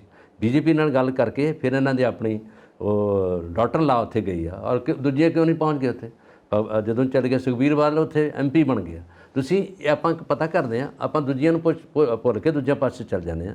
ਗੱਲ ਮੇਰੀ ਹੈ ਕਿ ਦੂਜੀ ਪਾਰਟੀਆਂ ਦਾ ਉਹੀ ਗੱਲ ਹੈਗੀ ਆ, ਤੀਜੀ ਪਾਰਟੀ ਇਹ ਮੰਨਦੇ ਆ ਕਿ ਉਹ ਥੋੜ੍ਹਾ ਬਹੁਤ ਉਹਨਾਂ ਦੇ ਫੇਵਰ 'ਚ ਹੈਗਾ ਵਾ, ਰਾਘਵ ਚੱਡਾ ਤੇ 2 ਬੰਦੇ ਇੰਟਰਫੇਅਰ ਕਰਦੇ ਆ ਉਹਦੇ ਵਿੱਚ ਹੈਗਾ। ਪਹਿਲੀ ਗੱਲ ਹੈ ਜਦੋਂ ਬੀਜੇਪੀ ਜਦੋਂ BSP ਦੇ ਜਿਹੜਾ ਰਾਜ ਸਭਾ 'ਚ ਮੈਂਬਰਸ਼ਿਪ ਦਿੱਤੀ ਸੀ, ਉਹਦੇ 'ਚ ਵੀ ਇਹਨਾਂ ਨੇ ਥੋੜ੍ਹੀ ਜਿਹੀ ਗਲਤ ਕੰਮ ਕੀਤਾ, ਉਹਦੇ 'ਚ ਵੀ ਉਹ ਬੰਦੇ ਨਹੀਂ ਰਹੇ। ਫਿਰ ਸੀਚੇਵਾਲ ਸਾਹਿਬ ਆ ਗਏ, ਬੜਾ ਕੁਛ ਹੋ ਗਿਆ। ਜਿਹ 'ਚ ਭਾਜੀ ਆਇਆ ਕ੍ਰਿਕਟ ਵਾਲਾ, ਉਹਨੇ ਕੀ ਕੰਮ ਕਰਦਾ, ਅਜੇ ਤੱਕ ਕੁਛ ਵੀ ਨਹੀਂ ਕੀਤਾ। ਕੀ ਖੇਡਾਂ ਬਾਰੇ ਕੋਈ ਗੱਲ ਸ਼ੁਰੂ ਹੋਈ ਉੱਥੋਂ ਤੱਕ? ਇਹ ਸਿਰਫ ਨੁਮਾਇੰਦਗੀ ਹੁੰਦੀ ਆ ਪੰਜਾਬ ਦੀ, ਗੱਲ ਕੋਈ ਨਹੀਂ ਹੋਣੀ ਬਸ। ਚਲੋ ਹੁਣ ਆਪਣਾ ਸਮਾਂ ਸਮਾਪਤ ਹੋ ਰਿਹਾ ਤੇ ਜਾਂਦੇ ਜਾਂਦੇ ਇੱਕ ਗੱਲ ਬਸ ਇਨਫੋਰਮੇਸ਼ਨ ਦੇ ਦਈਏ ਕਿ ਕਿਸਾਨ ਯੂਨੀਅਨ ਜਿਹੜੀ ਉਗਰਾਹਾਂ ਗਰੁੱਪ ਹੈ ਉਹਨਾਂ ਦਾ ਧਰਨਾ ਚੱਲਦਾ ਪਿਆ CM ਦੀ ਕੋਠੀ ਦੇ ਬਾਹਰ ਤੇ 8ਵਾਂ ਦਿਨ ਹੈ ਤੇ ਉਹ ਉਦਾਂ ਦੇ ਭੁਲੇਖਾ ਪੈਂਦਾ ਪਿਆ ਜਿਵੇਂ ਦਿੱਲੀ ਦੀਆਂ ਬਰੂਹਾਂ ਤੇ ਅਸੀਂ 1.5 ਸਾਲ ਬੈਠੇ ਰਹੇ ਹਾਂ ਕਿਸਾਨ ਅੰਦੋਲਨ ਨੂੰ ਲੈ ਕੇ, ਉਦਾਂ ਦਾ ਹੀ ਅੰਦੋਲਨ ਸ਼ੁਰੂ ਹੋ ਗਿਆ ਹੈ ਸਾਡੇ ਪੰਜਾਬ ਦੇ ਵਿੱਚ। ਮੁੱਖ ਮੰਤਰੀ ਦੀ ਕੋਠੀ ਦੇ ਬਾਹਰ ਉਗਰਾਹਾਂ ਗਰੁੱਪ ਧਰਨਾ ਲੈ ਕੇ ਬੈਠਾ ਹੈ। ਕਿਸਾਨਾਂ ਦੀਆਂ ਮੰਗਾਂ, ਜਦੋਂ ਕਿ ਝੋਨੇ ਕੱਟਣ ਵਾਲੇ ਆ, ਝੋਨੇ ਵੱਢਣ ਵਾਲੇ ਹੈਗੇ ਤੇ ਕਿਸਾਨ ਉੱਥੇ ਧਰਨਾ ਲਾ ਕੇ ਬੈਠੇ ਆ। ਕਿਸਾਨਾਂ ਦੀਆਂ ਮੰਗਾਂ ਨੇ ਪੂਰੀਆਂ ਨਹੀਂ ਹੋਈਆਂ। ਖੇਤੀਬਾੜੀ ਨੂੰ ਅਮੀਰ ਕਰਨਾ ਸਾਡਾ ਸਾਰਿਆਂ ਦਾ ਫਰਜ਼ ਹੈ, ਸਰਕਾਰਾਂ ਦਾ ਫਰਜ਼ ਹੈ। ਜ਼ਰੂਰ ਚੱਲਿਆ ਜਾਵੇ ਜੀ। ਹਾਂ ਬਿਲਕੁਲ। ਉਹਨਾਂ ਕੋ ਤੁਸੀਂ ਆਪਣੇ ਮੈਸੇਜ, ਤੁਸੀਂ ਆਪਣੇ ਵਿਚਾਰ ਸਾਡੇ ਨੂੰ ਸਬਸਕ੍ਰਾਈਬ ਕਰੋ, ਨਾਲੇ ਦਾ ਸਾਡਾ ਚੈਨਲ, ਨਾਲੇ ਸਾਨੂੰ ਇਨਬਾਕਸ ਕਰੋ ਆਪਣੇ ਮੈਸੇਜ ਤੇ ਸਾਡਾ ਚੈਨਲ ਪੰਜਾਬ ਮਿਲ USA TV ਸਬਸਕ੍ਰਾਈਬ ਕਰੋ। ਸਤਿ ਸ਼੍ਰੀ ਅਕਾਲ ਜੀ।